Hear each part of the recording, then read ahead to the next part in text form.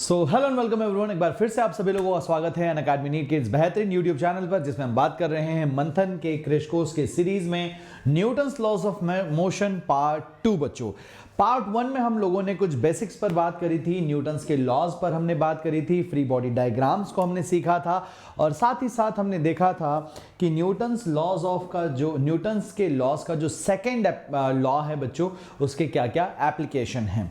लेकिन पुली block system रह गया था, problem based on climbing of rope रह गया था, कंस्ट्रेंट रह गया था, स्प्रिंग ब्लॉक सिस्टम रह गया था। तो वो सारी चीजें आज हम कवर करने वाले हैं इस पर्टिकुलर पार्ट 2 में बच्चों, ठीक है। So how you people are excited, do let me know in the comment section. फटाफट से हार्ट्स ड्रॉ कर देना चैट सेक्शन में और थम्स अप कर देना बच्चों, सो दैट मैं समझ जाऊं कि भाई माहौल जो है वो गमगीन नहीं खुशनुमा है। चलिए आगे बढ़ते हैं बच्चों, कहानी को आगे बढ़ाते हुए बिना किसी वक्त को जो है गवाए हुए। दिस इज होल मंथन टीम बच्चों, जो आपको आपके नीट के लिए तैयार कर रही है, आपके ड्रीम मेडिकल कॉलेज के लिए तैयार कर रही है। This is Manthan, your pathway to all India rank 1 to 1000 बच्चों।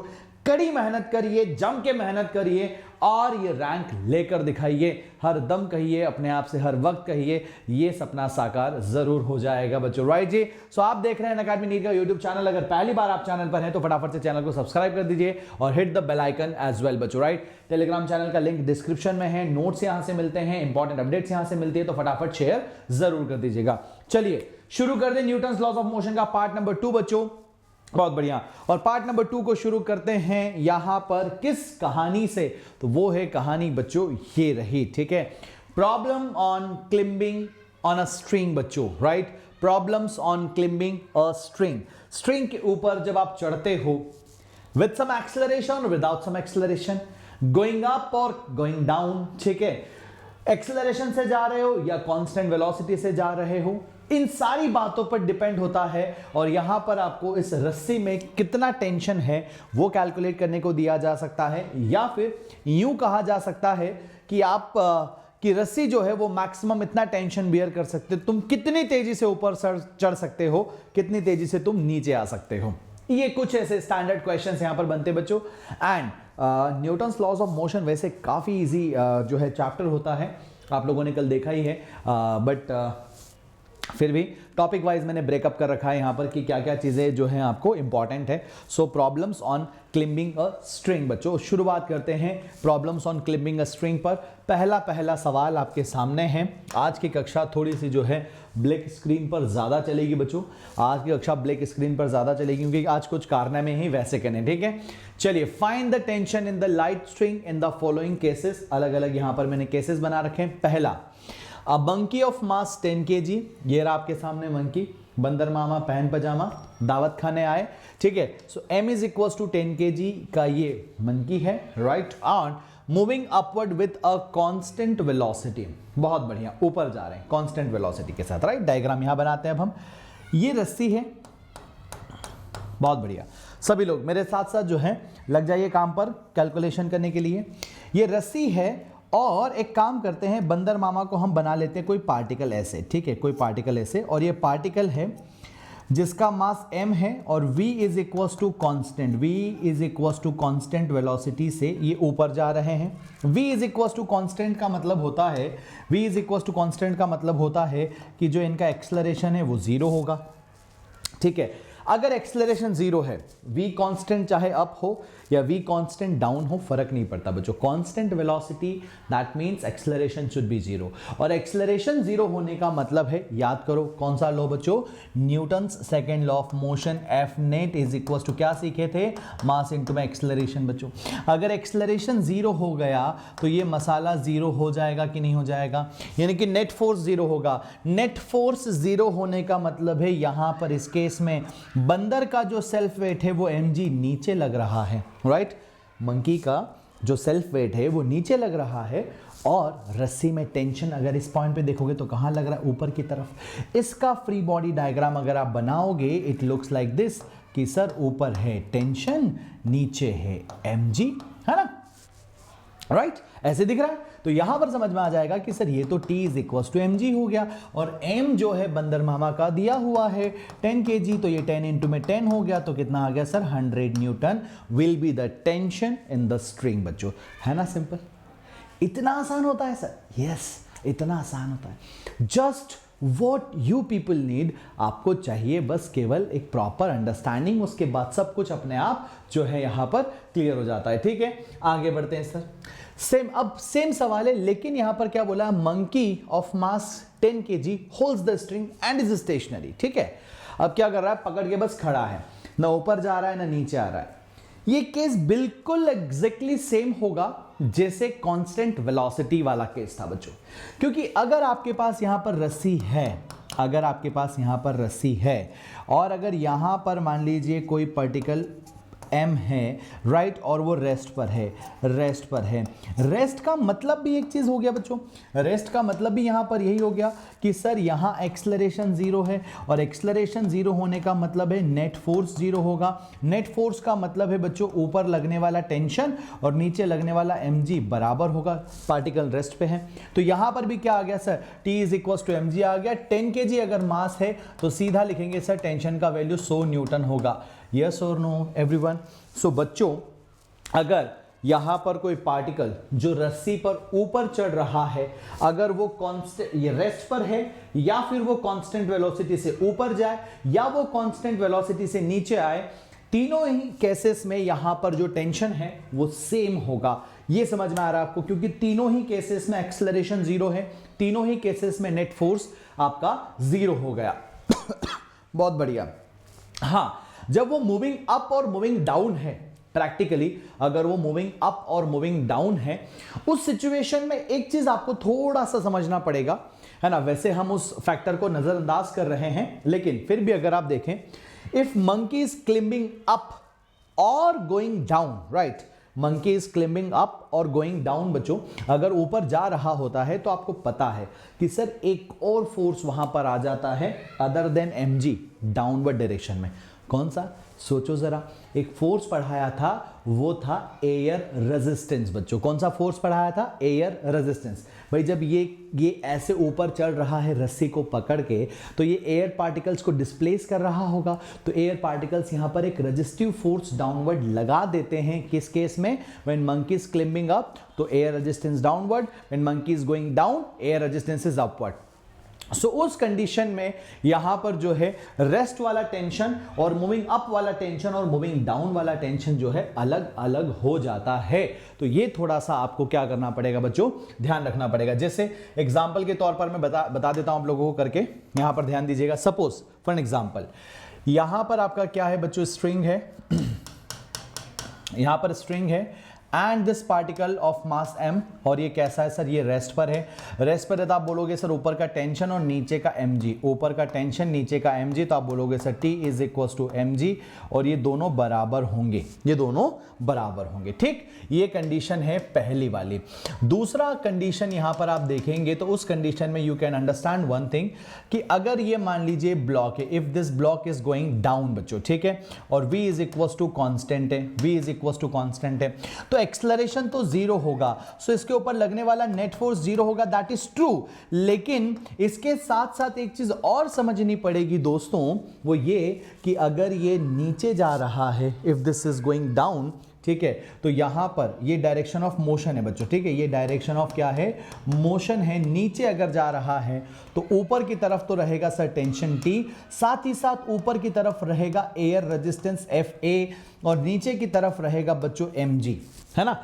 तो अब ऊपर दो फोर्सेस हैं, T प्लस F नॉट, और नीचे क्या है, केवल mg है। हालांकि ऐसा केस कभी आज तक दिया नहीं। Why this is so, because ये जो FA होता है ना बच्चों, अभी मैं लिख दूंगा नीचे, यहां पर अगर आप देखेंगे तो ये बनेगा सर ऊपर वाले forces T plus F not या FA इज इक्वल टू, ये हो गया आपका mg। तो यहां पर आप बोलेंगे सर केस बी में जो टेंशन आ रहा है that is mg minus FA। अब ये जो FA होता है ये नेग्लिजिबली स्मॉल होता है बच्चों, ठीक है, बहुत यहां पर क्या होता है सर, नेग्लिजिबली स्मॉल होता है। दैट इज वाई यहां पर हम क्या करते हैं, इसको कंसीडर नहीं करते हैं, नेग्लिजिबली स्मॉल होता है, इसलिए हम इस एयर रेजिस्टेंस को कंसीडर नहीं करते। बट अगर क्वेश्चन में आपको ये बोल दे कि यार ये कंसिडरेबल फोर्स है, इसको आप जीरो नहीं ले सकते या इसकी वैल्यू जो है वो सिग्निफिकेंट लेनी पड़ेगी, तो फिर उस कंडीशन में आपको यहां पर जो है T is equal to mg minus F A, ये आंसर करना पड़ेगा। एक और केस बनाते हैं आपके सामने, फिर उसको विजुअलाइज करिएगा। केस नंबर थर्ड बच्चों, यहां पर अगर आप केस नंबर थर्ड की बात करेंगे, ठीक है ना, ये कांस्टेंट वेलोसिटी के ही केसेस हैं सारे बच्चे, जिसमें जो पार्टिकल है उसको हमने बोल दिया कि मोशन इसका जो है वो ऊपर हो रहा है बच्चों, ठीक है, मोशन का डायरेक्शन अपवर्ड है, v is equal to constant से ही जा रहे हैं, यानी कि a इज इक्वल टू 0 ही है, सो एफ नेट यहां पर 0 होगा बच्चों। इस कंडीशन में तुम्हें क्या समझ आता है कि टेंशन तो ऊपर है, लेकिन इस बार क्या हुआ, mg के साथ साथ एक एडिशनल फोर्स नीचे आ गया जो है Fa। एयर रेजिस्टेंस क्या सिखाया था बच्चों, air resistance is always ex opposite to the direction of motion. Practically ऐसा ही होता है, कंडीशंस में अगर इसको चेंज कर दे तो फिर बात अलग है।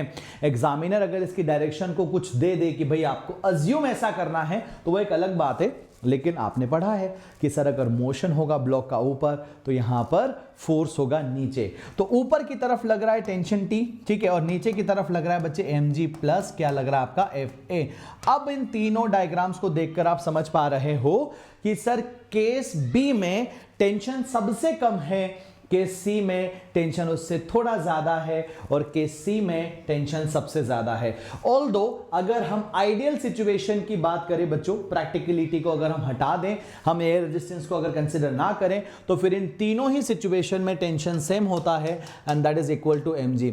Weather monkey climbing up with constant velocity, going down with constant velocity, remains at rest, doesn't matter, right. But ये एनालिसिस मुझे आपको बतानी थी कि if we consider air resistance then what happens, तो ये यहां पर चीजें आपको दिख रही है बच्चों, राइट। तो फटाफट से इसका स्क्रीनशॉट ले लो, क्योंकि ये नोट्स में नहीं मिलने वाला है, सो ये जरूरी हो जाता है इसका स्क्रीनशॉट लेकर इसको प्रॉपर तरीके से विजुअलाइज कर लेना, ठीक है। चलिए आगे बढ़ते हैं। अब और क्या क्या चीजें हमारे पास है, अगला सवाल क्या है, मेरा अगला सवाल, monkey of mass 10 kg, monkey of mass 10 kg is moving upward with an acceleration 2 meter पर सेकंड स्क्वायर। अब इस बार क्या हुआ बच्चों, एक्सेलरेशन जो है वो दिया हुआ है और वो अपवर्ड है, ठीक है।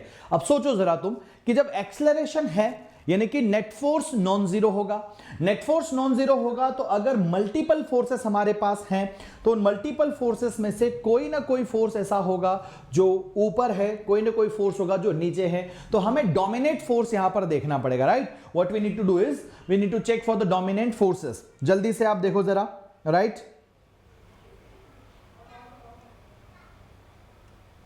Yes, okay, understood. चलिए बहुत बढ़िया। अब यहां देखो जरा, यहां देखो तो आपको समझ में आएगा,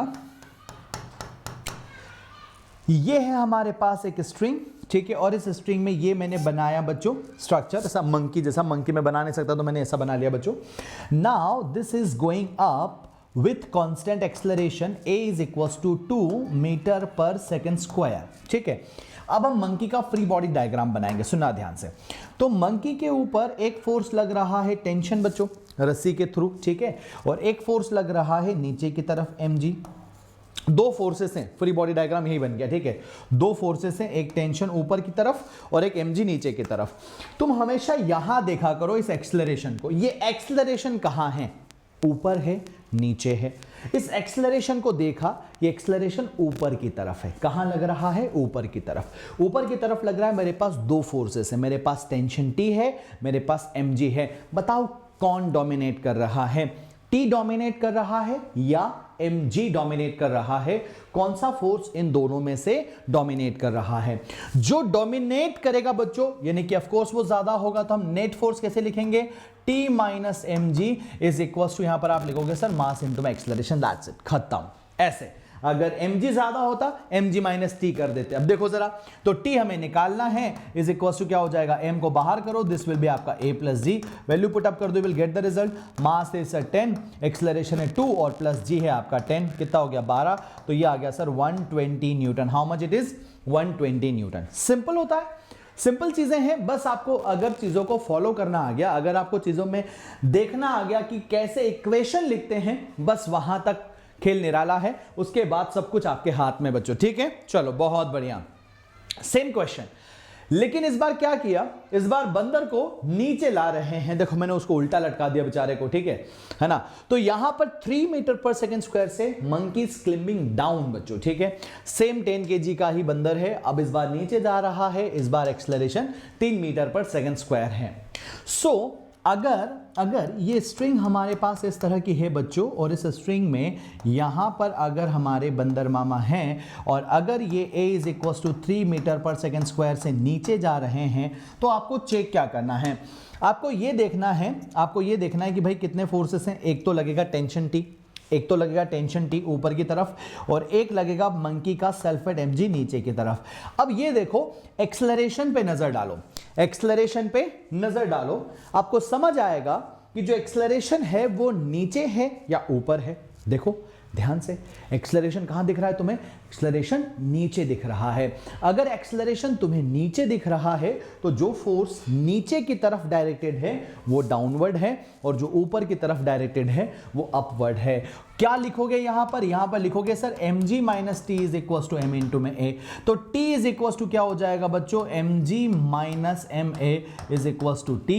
आप यहां पर m को कॉमन करके लिखेंगे सर, वो तो 10 हो गया, g माइनस a यानी कि 10 माइनस 3 हो गया is equal to t।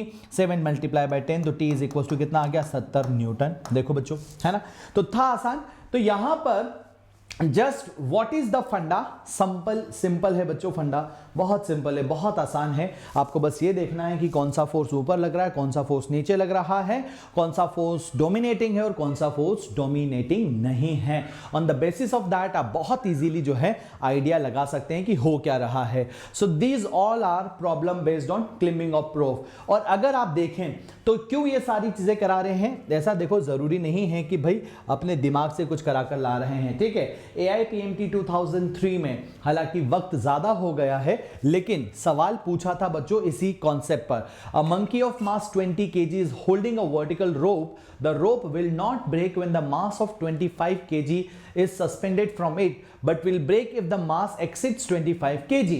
What is the maximum acceleration at which the monkey can climb up along the rope? अब एक बहुत बढ़िया इंफॉर्मेशन आपको यहां पर दे दी है, ठीक है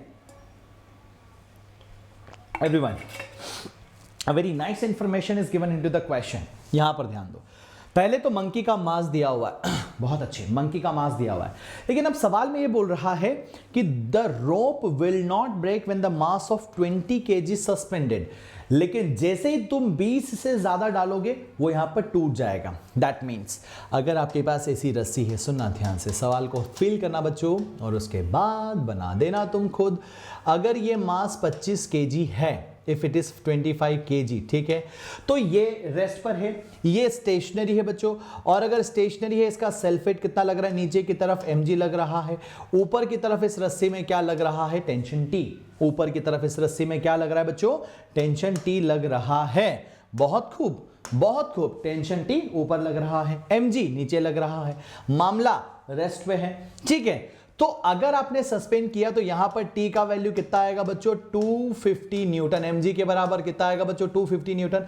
this is the max value, this is the max value that can be supported by this string. इसका मतलब आप ये कह सकते हो कि सर इस स्ट्रिंग का जो ब्रेकिंग स्ट्रेंथ है बच्चों, ब्रेकिंग स्ट्रेंथ का मतलब होता है maximum value of tension. Breaking strength का मतलब होता है maximum value of tension at which this string will break. तो ये हो जाएगा 250 न्यूटन। टीबी का वैल्यू कितना हो जाएगा बच्चे, 250 न्यूटन हो जाएगा। So this is the maximum tension at which string will break, 250 newton पर ब्रेक हो जानी है, ठीक है। अब उसके बाद आप इधर आ जाइए, यहां पर अगर आप देखोगे तो वो ये बोल रहा है कि what is the maximum acceleration it which, ठीक है, या with which monkey can climb up, ऊपर जा सकता है अलोंग द रोप बच्चों। अब एक छोटी सी बात है, हमें क्या करना है, सेम रस्सी लेनी है जिसकी ब्रेकिंग स्ट्रेंथ कितनी है, 250 न्यूटन है बच्चों, और इस रस्सी पर एक मंकी को हमें ऊपर पहुंचाना है और उसका एक्सेलरेशन हमको कैलकुलेट करना है, और ये मैक्सिमम एक्सेलरेशन कितना हो सकता है ये बताना है। मैक्सिमम एक्सेलरेशन कितना हो सकता है ये बताना है। अब इस सवाल में तुम ये देखो, मैक्सिमम एक्सेलरेशन, अब इसका एक फोर्स तो मंकी के ऊपर फिक्स है बच्चों, इस मंकी के ऊपर एक फोर्स तो फिक्स है, वो है mg जो डाउनवर्ड लगेगा, दिस इज फिक्स, ये नॉन वेरिएबल है। अब तुम वेरी क्या कर सकते हो, तो तुम कितना जोर से रस्सी पकड़कर ऊपर चढ़ते हो, है ना, उस पर ये एक्सेलरेशन डिपेंड करेगा। तो ऐसा है दोस्तों, ऐसा है कि अगर आप बात कर रहे हो यहां पर ऊपर वाले फोर्स की, तो वो सिंपली यहां पर होगा tension T, and this time that tension T is should be TB। Tension T क्या होना चाहिए बच्चे? TB होना चाहिए। क्यों TB होना चाहिए? Because I want this acceleration to be maximum. अगर ये एक्सेलरेशन में मैक्सिमम चाहता हूं तो ऊपर लगने वाला जो टेंशन है वो भी मैं मैक्सिमम चाहता हूं, इट शुड बी मैक्सिमम। ठीक है, तो आप यहां पर इस टीबी का वैल्यू ऑलरेडी लिए हुए हैं, दैट इज 250 न्यूटन। अब एक बात बताओ भाई, mg आपको पता है कितना मास है? कितना मास है? 20। g का वैल्यू पता है 10 होता है, तो ये कितना हो गया बच्चों? ये हो गया 200 न्यूटन। अब सीधी सीधी बात समझ में आ रही है सर? एक आपका हो गया 250 न्यूटन ऊपर, 200 न्यूटन नीचे, यानी कि नेट फोर्स तो हो गया सर कितना आपका? आपके पास हो गया सर नेट फोर्स 50 न्यूटन ऊपर, और मास कितना है सर? मास है आपका 20। यही आपका एक्सेलरेशन हो सकता है, यानी कि 2.5 मीटर पर सेकेंड स्क्वायर। इससे ज्यादा एक्सेलरेशन से, अगर आपने इससे ज्यादा एक्सेलरेशन से चढ़ने की कोशिश करी तो ये जो रस्सी है इसमें टेंशन मैक्सिमम लिमिट से ज्यादा हो जाएगा, रस्सी टूट जाएगी और आप धम से जमीन पर आ गिरेंगे। आप धड़ाम से कहां आकर गिरेंगे? जमीन पर आकर गिर जाएंगे। होता है, कई सारी मूवीज में आपने देखा है, कई सारे जो है पार्क्स वगैरह में इस तरह के एडवेंचर गेम्स जो होते रहते हैं, एडवेंचर्स, वहां पर आप लोगों ने देखा होता है बच्चों कि कोई ऊपर चढ़ रहा है, अचानक से जब रस्सी टूटती है तो फिर फ्री फॉल मोशन हो जाता है। तो इस बात का थोड़ा सा ध्यान रखें बच्चों। ये एक सिंपल सा एनालिसिस था, ये एक सिंपल सा केस था। चलिए, कॉन्सेप्ट ऑफ पुली, पुली क्या काम करती है और पुली क्यों यहां पर जरूरी है ना? तो देखो इंपॉर्टेंट है ना, इंपॉर्टेंट है बच्चों। पहली बात यह है कि वेरी इंपॉर्टेंट। अब इतनी इंपॉर्टेंट क्यों है ये थोड़ा सा हम डिस्कस कर लेते हैं कि भाई इतनी इंपॉर्टेंट क्यों है ना? क्योंकि अच्छे सवाल इससे बनाए जाते हैं, ठीक है, और अच्छे सवाल जो है मेडिकल के प्री एग्जाम में जो है यहां पर आपको पूछे जा सकते हैं, आपके नीट वगैरह में, ठीक है। तो अभी आप देख रहे हैं कि लगभग इक्वल मासेस के जो दो सैंपल है बच्चों, है ना, वो हमने लटकाए हुए हैं, और जैसे ही मैंने एक तरफ मेरे कार की की लगा दी, है ना, तो उस तरफ मास हो गया ज्यादा, तो यहां पर सिस्टम एक्सलरेट करने लगा। यानी कि अगर एक एक्सलरेशन से ये नीचे आ रहा है तो उतने ही एक्सलरेशन से दूसरी तरफ दूसरा वाला मास ऊपर जा रहा है, ठीक है। ये यहां पर जो आप देख रहे हैं इसको हम कहते हैं बच्चों पुली। ये क्या कहलाती है बच्चों? पुली। ये रिंग भी हो सकती है, ये डिस्क भी हो सकती है। It is just a round object बच्चों। अगर हम बात करें तो ये एक राउंड ऑब्जेक्ट होता है, एक राउंड ऑब्जेक्ट होता है, और ये कुछ भी हो सकता है, ठीक है, राउंड ऑब्जेक्ट हो सकता है। हमारे लिए न्यूटन्स लॉज ऑफ मोशन में जो हम कंसिडरेशन लेकर चलते हैं, हमारे न्यूटन्स लॉज ऑफ मोशन के केस में ये जो पुली है बच्चों, ये जो हमारी पुली है ये है आइडियल। ये पुली कैसी है? ये पुली आपकी आइडियल है। आइडियल पुली का मतलब क्या होगी बच्चों? आइडियल पुली का मतलब होगी मासलेस। पहली चीज ये कैसी होगी बच्चों? मासलेस होगी। और दूसरी बात यहां पर क्या होगी सर, है ना, मासलेस हो गई। And string will not slip over the पुली। बच्चों यहां पर आप क्या बोलेंगे सर? स्ट्रिंग जो है ना, स्ट्रिंग विल नॉट, स्ट्रिंग क्या करेगी बच्चों? Will not slip over the pulley. Pulley के ऊपर स्लिप नहीं करेगी, will not slip over the pulley. ये दो चीजें यहां पर हमको कंसिडरेशन में लेकर चलनी होती है जब भी हम न्यूमेरिकल कर रहे होते हैं। ये सबसे बड़ा अजम्पशन है। एक्चुअल में अगर ये रिंग है या ये डिस्क है तो इसका कुछ ना कुछ मास होता है, लेकिन हम आइडियल कंडीशन में इसको मास लेस लेकर चलते हैं, क्योंकि अगर इस पुली का मास आ जाता है तो फिर ये analysis Newton's laws of motion की ना रहकर ये चली जाती है रोटेशनल डायनामिक्स में। सो बच्चों इस बात का आपको विशेष ध्यान रखना है कि यहां पर पुली कैसी होनी चाहिए? मासलेस होनी चाहिए। कॉन्सेप्ट ऑफ पुलीज में इस पर सारी चीजें आपके सामने लिखी हुई हैं, ठीक है। मासलेस और फ्रिक्शनलेस होनी चाहिए, ये भी मैं आपको बता चुका हूं पहले से ही। पुली क्या करती है? तो पुली का एक तो काम यह है बच्चों की pulley changes the direction of applied force. अब देखो जरा यहां पर एक तो बंदा है कि इस ब्लॉक को, इस मास m को क्या कर रहा है? सीधे सीधे पकड़ के ऊपर उठा रहा है। लेकिन अगर आप यहां पर क्या करते, रस्सी, अगर आप यहां पर मान लीजिए पुली लगा देते और ये पुली के जरिए अगर ऐसे पकड़ के खींचते तो देखो डायरेक्शन ऑफ फोर्स चेंज हो गया, है ना। कैसे? यहां पर विजुअलाइज कराते हैं। आप एक केस में क्या कर रहे थे? सीधा ऊपर उठा रहे थे, और दूसरे केस में आपने क्या किया है? उसको पकड़ के ऐसे खींचा। दूसरे केस में आपने पकड़ के ऐसे खींचा। यहां पर आपका अप्लाइड फोर्स कैसा था? ऊपर की तरफ था। यहां पर आपका अप्लाइड फोर्स क्या है बच्चों? At an certain angle with theta हो गया। चेंज हो गई ना फोर्स की direction. So this is the first काम जो पुली यहां पर करता है, pulley changes the direction of applied force. हालांकि ये कभी थ्योरेटिकल सवाल नहीं बनेगा, लेकिन मैंने बता दिया बच्चों। पुली क्या करती, पुली रिड्यूसेस द एफर्ट बच्चों, पुली एफर्ट को रिड्यूस कर देती है। जिस ब्लॉक को आप डायरेक्ट उठाने की कोशिश करते हो, अगर आप उसको ऐसे पकड़ के खींचते हो रस्सी से, तो बड़ा इजीली आप क्या कर पाते हो, यहां पर उठा पाते हो उस ब्लॉक को। असर्शन रीजन में ये सारे के सारे स्टेटमेंट्स पूछे जा सकते हैं। मैंने कल भी ये सारी स्लाइड्स दिखाई थी, है ना, ब्यूटीफुल बच्चों। अब यहां से अगर आप देखते हैं आगे, अगर आप मल्टीपल पुलीज यूज करते हैं, when you use multiple pulleys, effort उतने ही कम हो जाएंगे, but time of doing the work, यानी कि जितना ऊपर उठाना था इसको, कम पुलीज होंगे, एफर्ट ज्यादा लगेंगे, समय कम लगेगा। मल्टीपल पुलीज अगर यूज करोगे, एफर्ट कम हो जाएगा, लेकिन टाइम यहां पर बढ़ जाएगा बच्चों, ठीक है। सो देख लीजिए जरा यहां पर, अगर आप देखते हैं, विजुअलाइज कराते हैं, सिंगल पुली में एफर्ट ज्यादा है, टाइम कम है। फिर सेकंड केस में यहां पर एफर्ट थोड़े कम है, पुलिस थोड़ी ज्यादा है, टाइम थोड़ा ज्यादा लग रहा है। लास्ट केस में लिस्ट एफर्ट है बच्चों, लिस्ट एफर्ट है, लेकिन time of doing the job, time of doing the work यहां पर ज्यादा लग रहा है। तो तीन बातें पुली से रिलेटेड आप याद रखिएगा। पहली, पुली फोर्स का डायरेक्शन चेंज कर देती है। दूसरा, जो पुली है वो आपके एफर्ट को रिड्यूस करती है। तीसरा, नंबर ऑफ पुलीज रिड्यूस करती है एफर्ट को टू द ग्रेट एक्सटेंट, लेकिन टाइम ऑफ डूइंग वर्क बढ़ जाता है, टाइम ऑफ डूइंग वर्क यहां पर इंक्रीज हो जाता है बच्चों, right. So this is what you are you can say observing over here. और यही, इस तरह के ही कनेक्टेड सिस्टम को कंस्ट्रेंट्स कहते हैं बच्चों। इस तरह के कनेक्टेड सिस्टम को क्या कहते हैं, कंस्ट्रेंट मोशन कहते हैं। एक दूसरे से जुड़ा हुआ है मोशन, एक दूसरे से क्या है बच्चों, जुड़ा हुआ है यहां पर मोशन। तो यही आज के क्लास में हम करने भी वाले हैं। तो पहले हम आ जाते हैं सर पुली ब्लॉक सिस्टम के क्वेश्चंस करने पर। AIPMD 2000 और RPMT 1992 का सवाल है, कैसे करते हैं। दो स्टैंडर्ड मेथड होती है, पहले आपको स्टैंडर्ड मेथड सिखाएंगे, उसके बाद आपको ट्रिक सिखाएंगे बच्चों। 2 masses 5 kg 10 kg shown in the figure. What will be the acceleration if the pulley is set free बच्चों, यानी कि आपने यहां से मासेस को छोड़ दिया, जैसे मैंने अभी आपको थोड़ी देर पहले दिखाया था। पुली के दोनों तरफ सेमफल लगे हुए थे, है ना, और जैसे आपने एक तरफ की को लगाया तो वो सिस्टम एक्सेलरेट करने लग गया बच्चों। अब यहां ध्यान से थोड़ा सा देखिए और विजुअलाइज करने की कोशिश करिए एवरीबॉडी, राइट। यहां पर आपको थोड़ा सा ध्यान से देखना पड़ेगा और विजुअलाइज करने की क्या करनी पड़ेगी बच्चों, कोशिश। अब आप देख रहे हैं तो सर यहां पर क्या है, हम ये ले लेते हैं सर, जो ज्यादा मास है ऑफ कोर्स वो थोड़ा सा डोमिनेट करेगा, ज्यादा मास है ना, तो ये जाएगा सपोज ए एक्सेलरेशन से नीचे।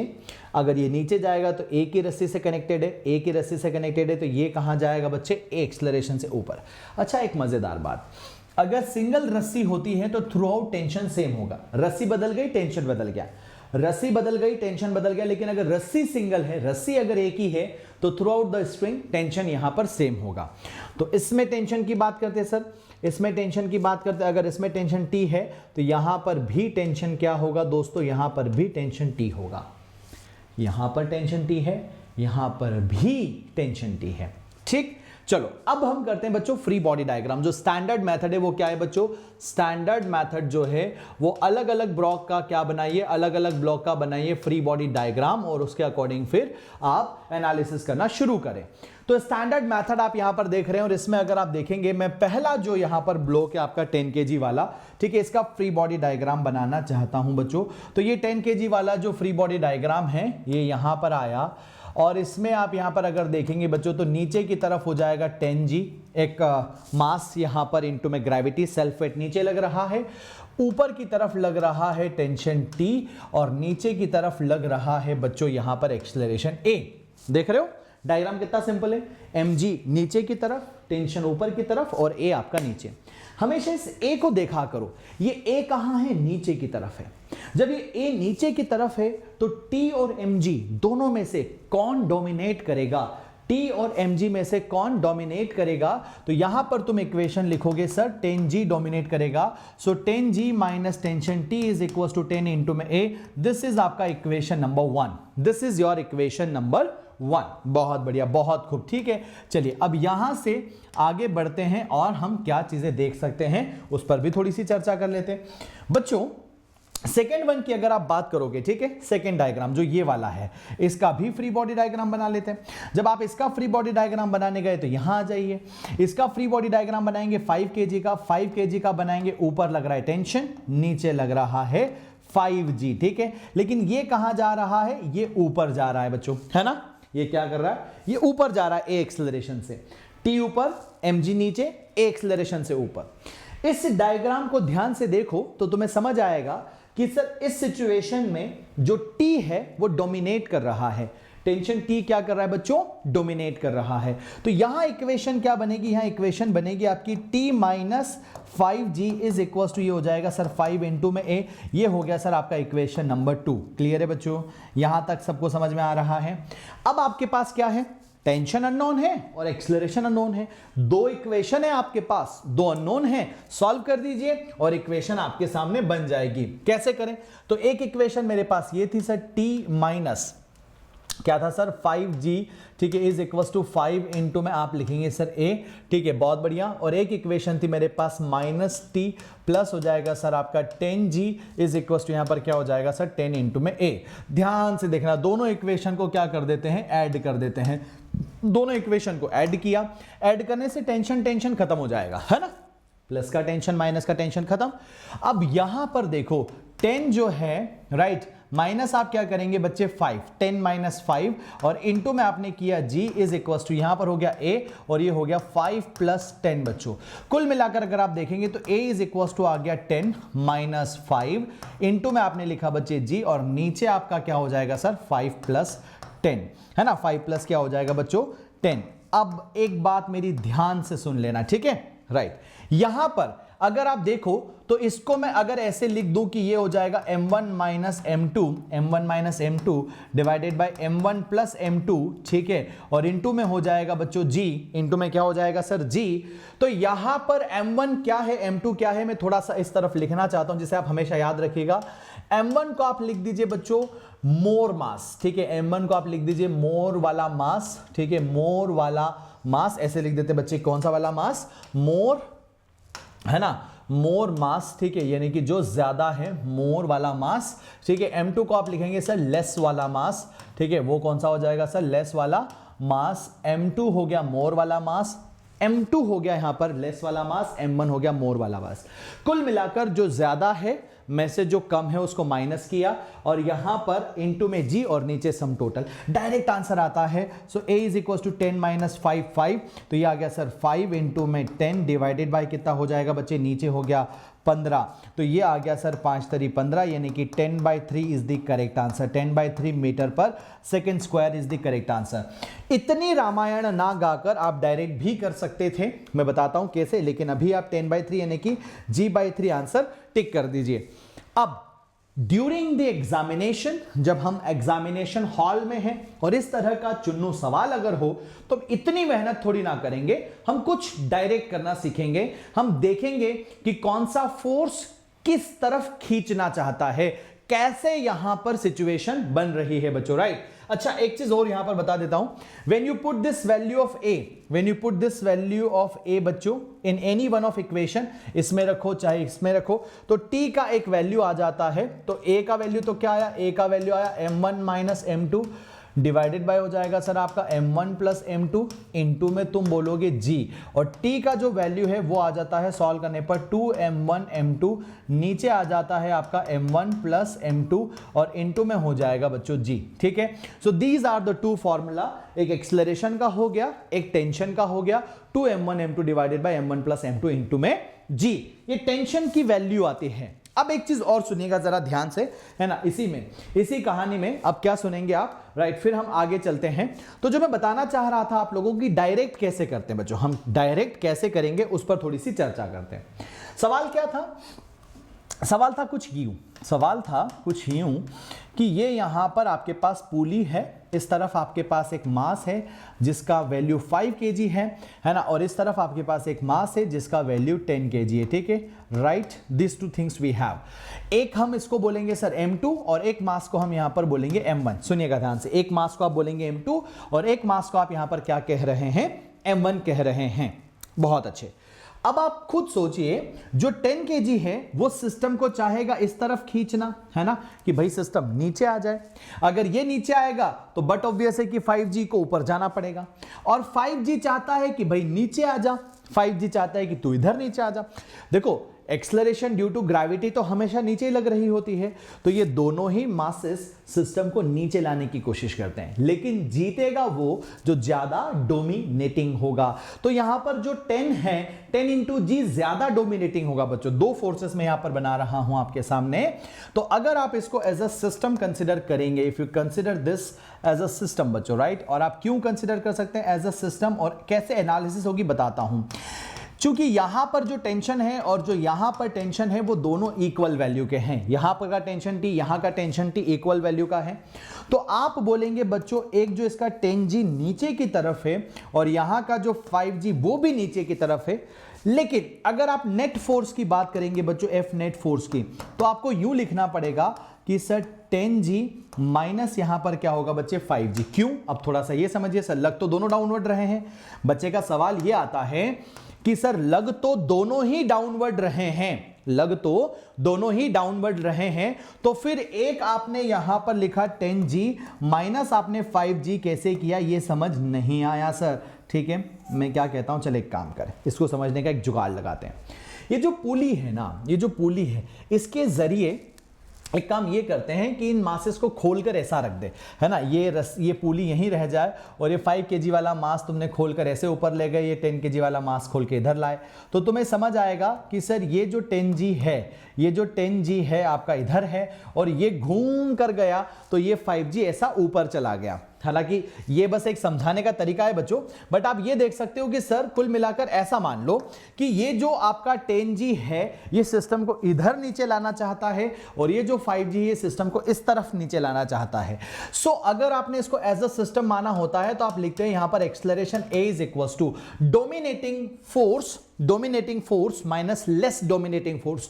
कौन डोमिनेट कर रहा है भाई साहब? M1 डोमिनेट कर रहा है, तो M1G माइनस लिखोगे M2G होल डिवाइडेड बाय हो जाएगा सर आपका M1 प्लस M2, खत्म कहानी। ठीक है, और यहां से अगर आप टेंशन T कैलकुलेट करोगे तो वो आ जाता है सॉल्व होने पर 2M1 M2 डिवाइडेड बाय आपका M1 plus M2। These are the things that you need to be remember बच्चों, राइट। अगर ये आपको याद रहते हैं दोनों फॉर्मूलेज, अगर ये कॉन्सेप्ट आपको समझ में आ गया तो आप ये मान के चलिए कि सारे सवाल आप यूं कर देंगे क्विकली। ठीक है, सारे के सारे क्वेश्चंस आप यूं कर देंगे और वो भी क्विकली हो जाएंगे विदाउट एनी एक्स्ट्रा एफर्ट बच्चों। ठीक है, चलिए तो अब आगे बढ़ते हैं। सर हम यहां पर एक और सवाल आपको दिया है, एक और सवाल आपके पास है। 3 equal weights of 2 kg बच्चों, 3 equal weights of 2 kg each are hanging on the string passing over a fixed pulley shown in the figure. What is the tension in the string connecting between B and C? जो B और C को connect कर रहा है, ये वाला tension जो है आपको निकालना है। This tension T1 is required बच्चों। अच्छी बात है। अब देखो, इस रस्सी में अगर टेंशन T1 है, इस रस्सी में तुम टेंशन T बोल दो, तो इस रस्सी में भी टेंशन T। मैंने क्या कहा था, रस्सी अगर सेम तो टेंशन सेम। ये वाली रस्सी अकेली है, एक ही है, ये वाली रस्सी एक ही है, तो अगर रस्सी एक ही हुई तो उसमें टेंशन सेम हुआ।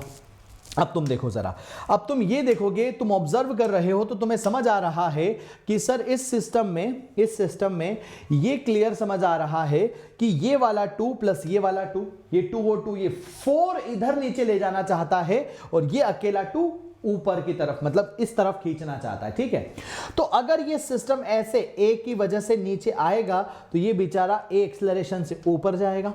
यस और नो एवरीवन? बी और सी कनेक्टिंग ब्लॉक से, सिंगल रस्सी से टेंशन उसमें रहेगा तो वो ढीली तो होने वाली नहीं है। तो बी और सी अगर ए एक्सेलरेशन से नीचे आएगा तो सीधा सा बात देखो, क्योंकि ये अगर ये वाला रस्सी अगर ए एक्सेलरेशन से नीचे आएगा तो ये वाला रस्सी भी ए से नीचे जाएगा, तो ये भी नीचे जाना ही चाहता है। ठीक है, बहुत बढ़िया। अब बात ये हो रही है सर कि आपने जो फॉर्मूला सिखाए थे उसमें तो आप ये बोले थे कि जो यहां पर फोर्स कैसा होगा, मोर डोमिनेटिंग होगा। सो 2 + 2 यानी कि आप बोलेंगे सर 4G डोमिनेटिंग होगा, ये वाला उस तरफ ले जाना चाहता है, अकेला पड़ जाएगा बेचारा, इसलिए उसको माइनस करना पड़ेगा, -2g। नीचे हो जाएगा 2 + 2 + 2 टोटल मास हो गया बच्चों 6। ए का वैल्यू कितना आ गया? ए का वैल्यू आ जाता है 4g - 2g, यानी कि ये आ गया सर 2g डिवाइडेड बाय 6, यानी कि g/3 एक्सेलरेशन आ रहा है बच्चे। कितना आ रहा है? g/3 एक्सेलरेशन है। जैसे ही g/3 एक्सेलरेशन मिल जाता है, अब तो काम आसान हो गया। ये वाला जो आपके पास ब्लॉक है बच्चों सी वाला, इसका फ्री बॉडी डायग्राम अलग से बना लो। तो सी वाले का फ्री बॉडी डायग्राम तुमने बनाया, ऊपर की तरफ टेंशन T1 है, नीचे की तरफ यहां पर हो जाएगा 2g, और एक्सेलरेशन उसका है a = g/3 बच्चों। एक्सेलरेशन a = g/3 यहां आपको नजर आ रहा है। फिर से वही सवाल है, फिर से वही बात है, देखो दोनों में से कौन डोमिनेट कर रहा है? 2g डोमिनेट कर रहा है या T1 डोमिनेट कर रहा है? सो जब आप यहां नजर डालते हो तब आपको समझ आता है कि यार एक्सेलरेशन तो नीचे की तरफ है, यानी डोमिनेट कौन कर रहा है? 2g कर रहा है। तो तुम लिखोगे 2g माइनस टेंशन T1 = 2 × में एक्सेलरेशन g/3। बहुत बढ़िया, T1 उधर जाएगा, ये इस तरफ आएगा, so that would be 2g minus आपका 2g/3 = टेंशन T1। तो ये हो जाएगा आपके पास कितना बच्चों? 6g - 2g/3। सॉल्व करने पर आपके पास वैल्यू आ रही है टेंशन T1 = 4g/3, यानी कि टेंशन T1 = 40/3, एंड 40/3 का मतलब है लगभग आप बोल दोगे 13 पॉइंट समथिंग समथिंग, और 13 पॉइंट समथिंग समथिंग यानी कि हमारे पास 13.3 न्यूटन आंसर है। तो अगर आप सेपरेट फ्री बॉडी डायग्राम्स के चक्कर में ना पड़ के कम से कम इतनी वैल्यूज डायरेक्ट कैलकुलेट कर लेते हैं, तो आपका मैक्सिमम काम आसान हो जाता है। ठीक है बच्चों, आपका मैक्सिमम काम क्या हो जाता है? यहां पर इजी पड़ जाता है, आसान हो जाता है। ठीक, अब आगे बढ़ते हैं एक और चीज पर, है ना, एक और चीज पर आगे बढ़ते हैं। यहां पर यह सवाल देखो, फिर और ज्यादा हम जो है अच्छे से अंडरस्टैंड कर पाएंगे। दो अलग अलग केसेस है हमारे पास, दो अलग अलग केसेस है बच्चों। 2 bodies of masses 5 kg 4 kg are arranged in the 2 different positions. Figure is आपको गिवन है बच्चों। अब देखो यहां पर जो 5 kg है वो टेबल पर है, और यहां पर 4 kg लटका हुआ है। यहां पर 4 kg टेबल के उस तरफ लटका हुआ है, 5 kg टेबल के इस तरफ लटका हुआ है। ये तो सिंपल हो गया, ये तो सिंपल हो गया कि 5 kg इधर लाना चाहता है और 4 kg इस तरफ ले जाना चाहता है।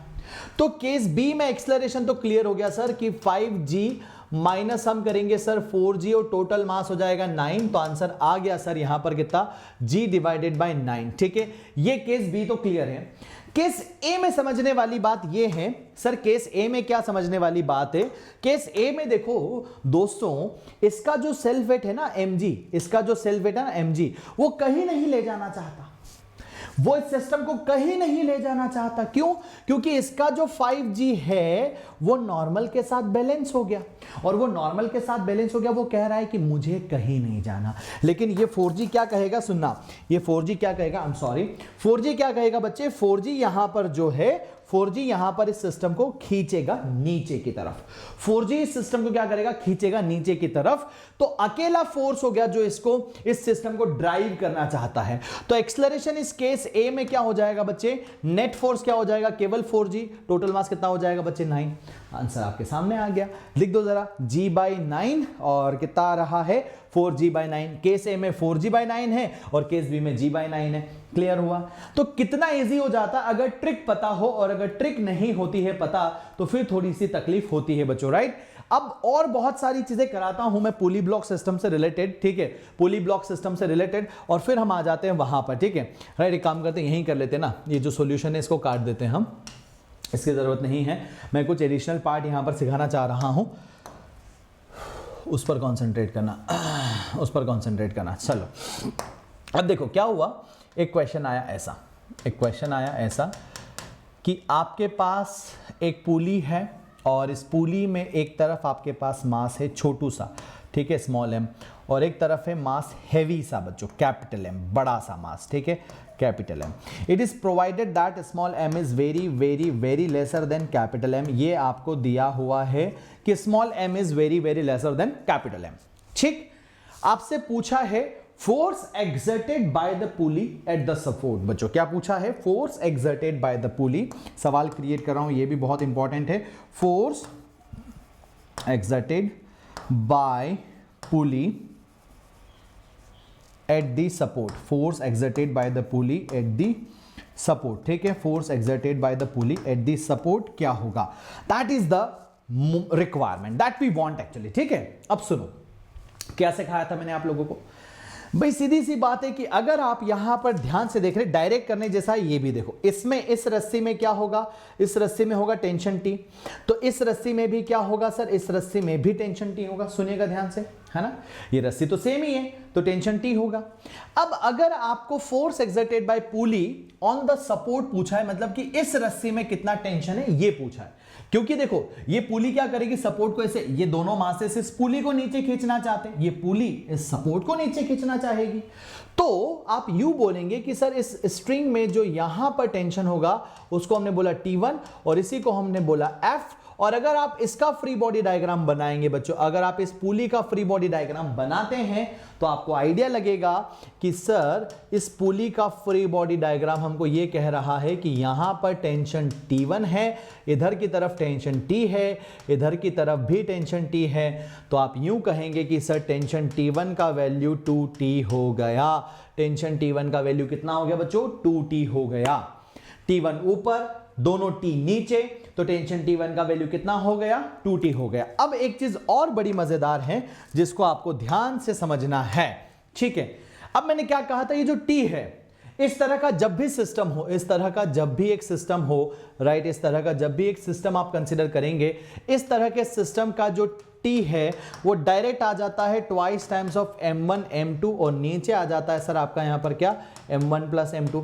याद है बच्चों, डायरेक्ट, ठीक है। अगर हम यहां पर फॉलो करें सिस्टम को तो इस तरह से आ रहा है, क्यों, क्योंकि भाई ये वाला टेंशन भी इंटरनल है, ये वाला टेंशन भी इंटरनल है, सिस्टम मान के A निकाल के हमने ये पता लगा लिया।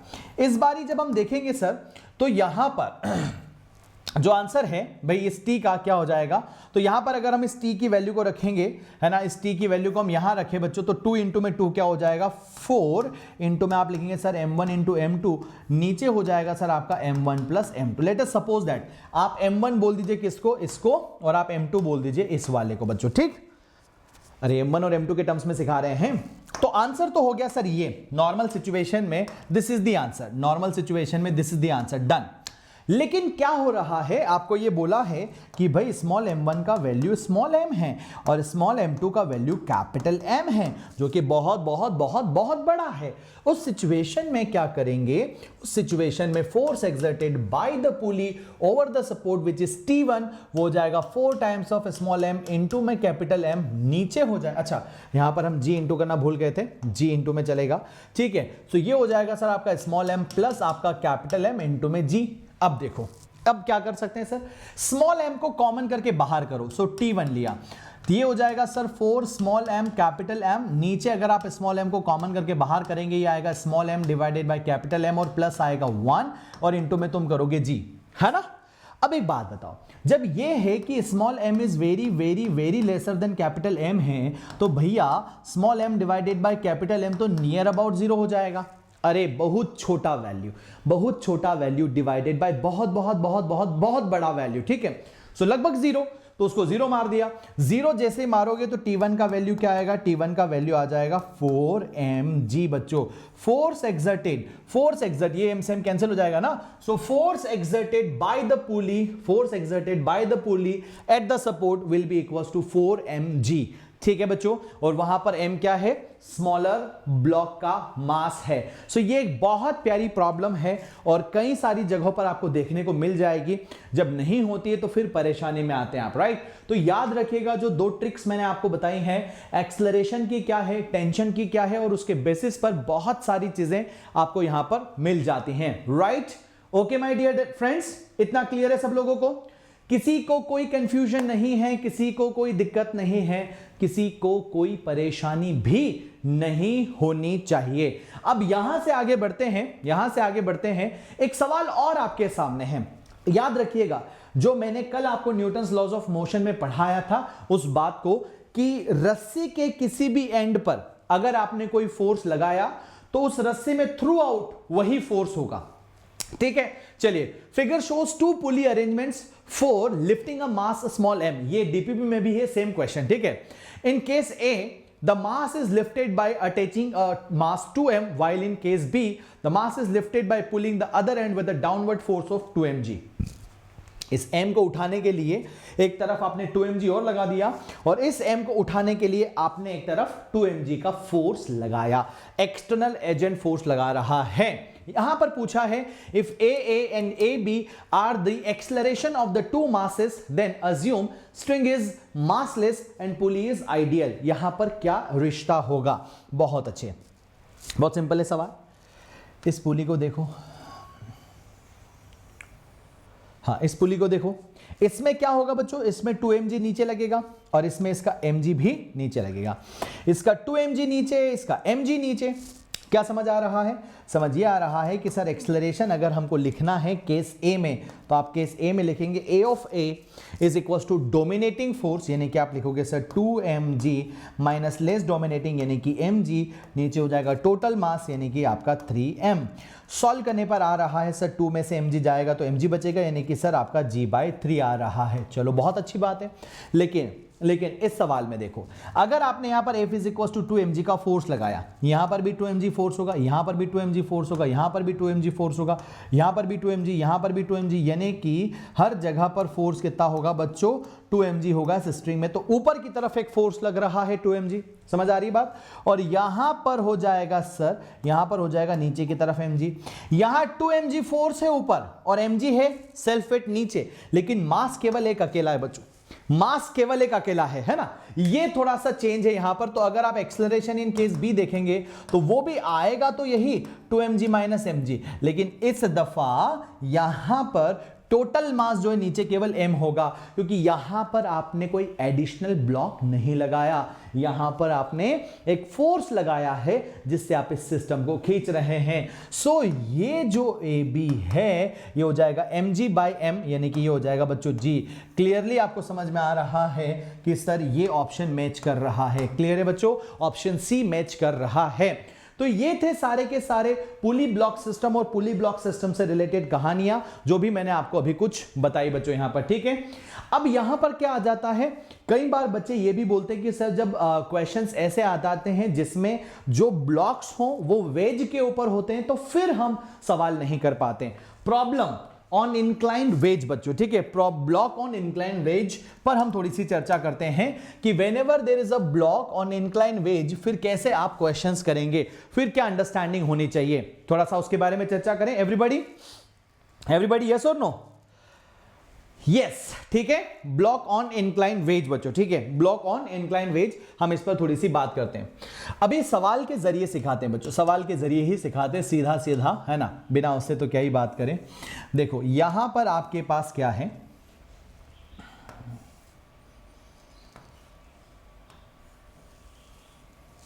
वेरी गुड, हाँ जी, इधर देखो, ये है एंगल आपके पास 60 डिग्री, ठीक है। यहां पर आपके पास है एक ब्लॉक बच्चे, यहां पर आपके पास है एक ब्लॉक, ठीक है, कितने मास का? 2 kg मास का, और यहां पर लगी हुई है पुली, यहां पर क्या है बच्चे? पुली लगी हुई है जिसके ऊपर से ये ऐसे निकलकर जा रहा है, ठीक है। या फिर इसको थोड़ा सा पुली को अपन इधर बना लेते हैं कि ये यहां पर कहीं कोई पुली है और इस पर से ये निकलकर ऐसे, एक और ब्लॉक यहां पर है, एक और ब्लॉक यहां पर है, let us suppose that 4 kg का ब्लॉक है। कितना ले लिया बच्चे? 4 kg का ब्लॉक है। अब आपसे पूछा है कि what is the acceleration of the system, what is the acceleration with which blocks are moving बच्चों। ये कितने से नीचे जा रहा है और ये कितने से ऐसे अप द इंक्लाइन जा रहा है। जरूरी नहीं है कि ये हमेशा नीचे ही आए, हो सकता है ये नीचे आ रहा है और ये ऊपर जा रहा है, ये तो हमें समझना पड़ेगा, राइट। अब देखो जरा एक बात सीधी सीधी ये समझो कि ये जो 2G है इसका जो सेल्फ वेट है बच्चों, है ना, ध्यान से समझिएगा, इसका जो सेल्फ वेट है, इसको अगर बनाने की प्रॉब्लम आती है ना तो ऐसे समझा करो, कहीं पर भी एक छोटा सा इंक्लाइन पर पॉइंट बना लो और वहां पर बना लो कि सर ये 2G नीचे की तरफ है। अब अगर ये वाला एंगल 60 है तो ये वाला एंगल 30 डिग्री होगा, तो ये वाला एंगल भी 60 ही होगा बच्चों, दिस एंगल इज ऑल्सो 60। तो इस mg के दो कंपोनेंट बनते हैं बच्चों, इस mg के दो कंपोनेंट बनते हैं, परपेंडिकुलर टू द प्लेन बनता है सर mg का cos थीटा, अगर हमने इसको थीटा लिया, और ये वाला वैल्यू बनता है ये भी एंगल थीटा है, ये वाला बनता है बच्चों आपका mg का साइन थीटा। ठीक है, क्लियर है कि नहीं एवरीवन? अलोंग द इंक्लाइन जो कंपोनेंट है वो mg साइन थीटा, और परपेंडिकुलर टू द प्लेन जो कंपोनेंट है वो है mg का cos थीटा। आप सब लोगों को सिखा रखा है कि जब भी कंपोनेंट टूटता है थीटा की तरफ जाता है mg cos थीटा होता है, थीटा से दूर जाता है mg साइन थीटा होता है। अब यहां देखो जरा, यहां देखोगे समझ आएगा कि अगर हम देखें तो एक्चुअल में क्या होगा sir, 2g sign 60, 2g sign 60 कहां पर होगा, डाउनवर्ड होगा। ठीक है, तो और यहां पर ये 4g कहां होगा, नीचे की तरफ। इस 4g का मतलब है ये 40 न्यूटन है, इस 4g का मतलब है ये 40 न्यूटन है, और ये जो 2g साइन थीटा है जो इस तरफ लग रहा है, ठीक है, ये क्या चाहता है बच्चों, तो ये 2g साइन थीटा चाहता है 20√3 डिवाइडेड बाय 2, यानी कि सॉल्व करने पर आएगा बच्चों 10√3। अब सुनिएगा मेरी बात को बहुत ध्यान से, ये कितना आ रहा है बच्चों, 10/√3 आ रहा है। When it is coming 10/√3, obvious बात है, √3 का वैल्यू 1.73 समथिंग होता है, मल्टीप्लाई बाय 10 करोगे 17 आएगा, यानी कि ये 40 न्यूटन डोमिनेट कर रहा है। ये 40 न्यूटन क्या कर रहा है बच्चों, डोमिनेट कर रहा है। सो क्वाइट ऑब्वियस है कि ये सिस्टम नीचे ही आएगा। अब बोलेंगे सर इतना चेक करने के बाद डिसाइड करेंगे क्या? मैं कहता हूं ऐसा है बच्चा कि मत करे चेक और डायरेक्ट डिसाइड कर ले, ठीक है, कि ये नीचे आ रहा है और वो ऊपर आ रहा है। अगर आंसर नेगेटिव आए तो डिसाइड कर लेना कि आपकी अज्यूम्ड डायरेक्शन गलत हो गई थी। तो यहां पर अब हम कैलकुलेशन अगर करने जाए तो इस बार क्या कॉन्सेप्ट है बच्चों, देखो ये 4G चाहता है सिस्टम को ऐसे नीचे लाना, ठीक है, और इसको घसीट के ऐसे ऊपर ले जाना, लेकिन यहां पर ये जो 2G साइन थीटा है ये चाहता है इसको सिस्टम को ऐसे नीचे ले जाना, ठीक है। तो इस 4G को क्या करना पड़ेगा, इस 4G को यहां पर 10√3 को समझा के ऊपर लाना है, यानी कि नेट एक्सेलरेशन जब आप लिखोगे तो इसमें हो जाएगा बच्चों आपका 4G माइनस हो जाएगा सर आपका 2G साइन 60, और नीचे टोटल मास हो जाएगा बच्चे 6, यानी कि अगर आप एक्सेलरेशन की बात करेंगे तो आ जाएगा डायरेक्ट 40, माइनस हो जाएगा बच्चों ये आपका 10√3, और नीचे हो जाएगा सर आपका answer 6। This is your acceleration, खत्म खत्म। यस, इतना आसान होता है, इतना सिंपल होता है, ठीक है। मतलब आपको बस ये समझना है कि कौन सा ब्लॉक डोमिनेट कर रहा है, कौन सा ब्लॉक डोमिनेट नहीं कर रहा है। डोमिनेटिंग ब्लॉक्स अगर इक्वल हैं तो फिर आप इस तरह के एनालिसिस कर सकते हैं बच्चों। ये सामने समझ में आया कि सर ये 4G डोमिनेट करेगा। इंडिपेंडेंट इक्वेशंस बनाने की जरूरत नहीं है, इंडिपेंडेंट इक्वेशंस बनाने की जरूरत नहीं है इंडिपेंडेंट फ्री बॉडी डायग्राम्स बनाकर क्वेश्चन को सॉल्व करने की। बस ये देखो, dominating minus less dominating divided by total mass, खत्म। m1 माइनस m2 यहां पर into g divided by total mass. लेकिन जब आपका ब्लॉक वेज पर आ जाता है बच्चों, इंक्लाइन वेज पर आ जाता है, उस कंडीशन में फिर आप वहां पर उसको सिंपली m2 नहीं ले सकते, उस कंडीशन में आपको लेना पड़ेगा m2 का साइन कंपोनेंट या m2 का कॉस कंपोनेंट, डिपेंडिंग अपॉन कौन सा थीटा आपको गिवन है, ठीक है। रटना कुछ भी मत बच्चों, है ना। Along the plane usually sine theta होता है, along the plane usually sine theta होता है, बट इट मे हैपन कि यहां पर आपको अलोंग द प्लेन साइन की जगह कॉस थीटा दे दिया जाए। आगे बढ़ते हैं और सवाल को देखते हैं जरा, ठीक है। एक और सवाल करते हैं, block on the incline plane, यहां पर अब कैसे हो सकता है, आ जाइए जरा।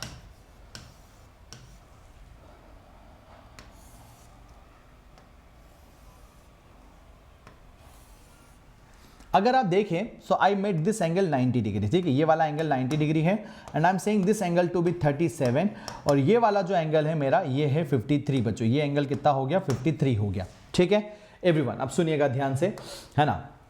अब यहां पर अगर हम देख रहे हैं तो सर अगर दो ब्लॉक में यहां पर रख रहा हूं, ठीक है, if I am putting 2 blocks over here, let us suppose that ये आपका m2 ब्लॉक है, ये आपका m2 ब्लॉक है, राइट, और इस तरफ मैंने जो ब्लॉक रखा है वो आपका m1 ब्लॉक है। वो आपका ब्लॉक कैसा है सर, वो आपका m1 ब्लॉक है। There are 2 blocks I have kept like this, ठीक है। अब आपको यहां पर अभी मासेस नहीं पता, ठीक है, अभी आपको यहां पर मासेस नहीं पता। Let us assume that m1 is dominating बच्चों, लेट अस अज्यूम दैट, है ना। सो हमने यहां पर क्या किया, लेट अस अज्यूम दैट कि ये जो आपका m1 है वो क्या हो जाएगा, मोर देन आपका m2 है। m1 इज मोर डोमिनेटिंग, अब अभी जो आपको डायरेक्ट सिखाया था, डायरेक्ट बात यहां पर एप्लीकेबल होगी बच्चे, डायरेक्ट बात यहां पर एप्लीकेबल होगी। तो आप क्या बोलेंगे कि सर यहां पर जो इस तरफ नीचे खींचने की कोशिश करेगा वो होगा m1g sin 53 डिग्री, और यहां पर इधर जो नीचे खींचने की कोशिश करेगा वो हो जाएगा सर आपका m2g, यहां पर हो जाएगा sin 37 डिग्री। बहुत बढ़िया, ठीक है, उधर 53 है, इधर sin 37 है। अब अगर यहां पर ये सीन है, लेट अस सपोज दैट आपने m1 का वैल्यू ज्यादा लिया, दैट डज नॉट मीन, सुनना, m1 का वैल्यू ज्यादा हो जाने का मतलब ये नहीं है कि ये सिस्टम इधर नीचे आएगा और ये सिस्टम इधर ऊपर जाएगा, बट हमने एज यूजुअल हमेशा की तरह मान लिया कि अगर ये ए एक्सेलरेशन से इधर नीचे खिसकेगा तो ये ए एक्सेलरेशन से इधर ऊपर आएगा। समझ रहे हो आप? अगर ये ए एक्सेलरेशन से इधर नीचे आएगा तो ये ए एक्सेलरेशन से इधर ऊपर खिसकेगा, ये हमने मान लिया है, ये हमने यहां पर अज्यूम किया है बच्चों, राइट। अब एक चीज और ध्यान से सुनिए जिसको आपको समझना है प्रॉपर तरीके से, है ना। बात ये हो रही है दोस्तों, बात ये हो रही है कि अगर ऐसा आपने माना, इसका मतलब दो फोर्सेस हैं जिनके बीच लड़ाई चल रही है। ये m1g sin 53 चाहता है सिस्टम को इधर लाना, और ये m2g sin 37 चाहता है सिस्टम को ऑपोजिट डायरेक्शन में ले जाना। तो यहां पर अगर आप कॉमन एक्सेलरेशन की बात करेंगे तो ये हो जाएगा आपका m1g, ये हो जाएगा सर साइन आपका 53 डिग्री, माइनस ये हो जाएगा सर आपका m2g, और ये हो जाएगा सर आपका साइन 37 डिग्री। नीचे आप लिखेंगे टोटल मास यानी कि m1 प्लस m2। ये डायरेक्ट है बच्चों, ये डायरेक्ट है करने का तरीका। आप देख लीजिए यहां पर आपके हाथ में है, ठीक है। इसका एक ही तरीका है बस इसको फील करने का, इसको विजुअलाइज करने का, कि ये जो है ना, ये जो m2 है, इसको खोल के आप ऐसा ऊपर कर लिया करो। अगर कभी भी कंफ्यूजन हो तो आप इसको ऐसे खोल के ऊपर कर लिया करो, है ना। ऐसे टक टक टक टक करके बता देता हूं मैं। यस, यहां पर आपने बना लिया इस तरह से बच्चों, ये आपका हो गया m2। तो ये वाला जो है ना यहां पर, ये वाला एक्सेलरेशन, ये m2g sin थीटा अगर मैंने ऐसे ऊपर घुमाया बच्चों तो ये क्या हो जाएगा, ये sin 37 ऐसे ऊपर घूम गया। तो देखो ये नीचे है और ये ऊपर है ना, हो गया विजुअलाइज। ये नीचे है और ये वाला ऊपर है। तो बच्चों यहां पर डोमिनेटिंग माइनस लेस डोमिनेटिंग ऐसे ही तो करते हो आप। हाँ, अगर ये मान लो ज्यादा होता, ये ज्यादा होता तो हम इस वैल्यू में से इसको माइनस कर देते, क्योंकि ये ऊपर है और ये यहां पर नीचे है, दैट्स इट, है ना। हालांकि ऐसा कर नहीं सकते, आपको समझाने के लिए मैंने ऐसा करके बताया है कि ऐसे खोल लिया करो, पुली के अबाउट ऐसे खोल लिया करो तो विजुअलाइज हो जाती है डायरेक्शंस कि चल क्या रहा है, ठीक है।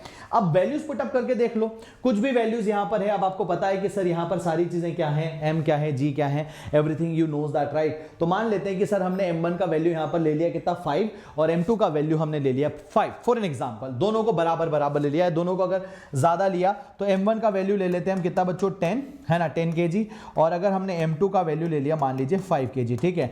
अब हमने सॉल्व किया बच्चों, हमने इन वैल्यूज के लिए जब सॉल्व किया तो we got the result, a is equal to m1 का वैल्यू हो गया 10, ठीक है, g को बाहर कर देते हैं।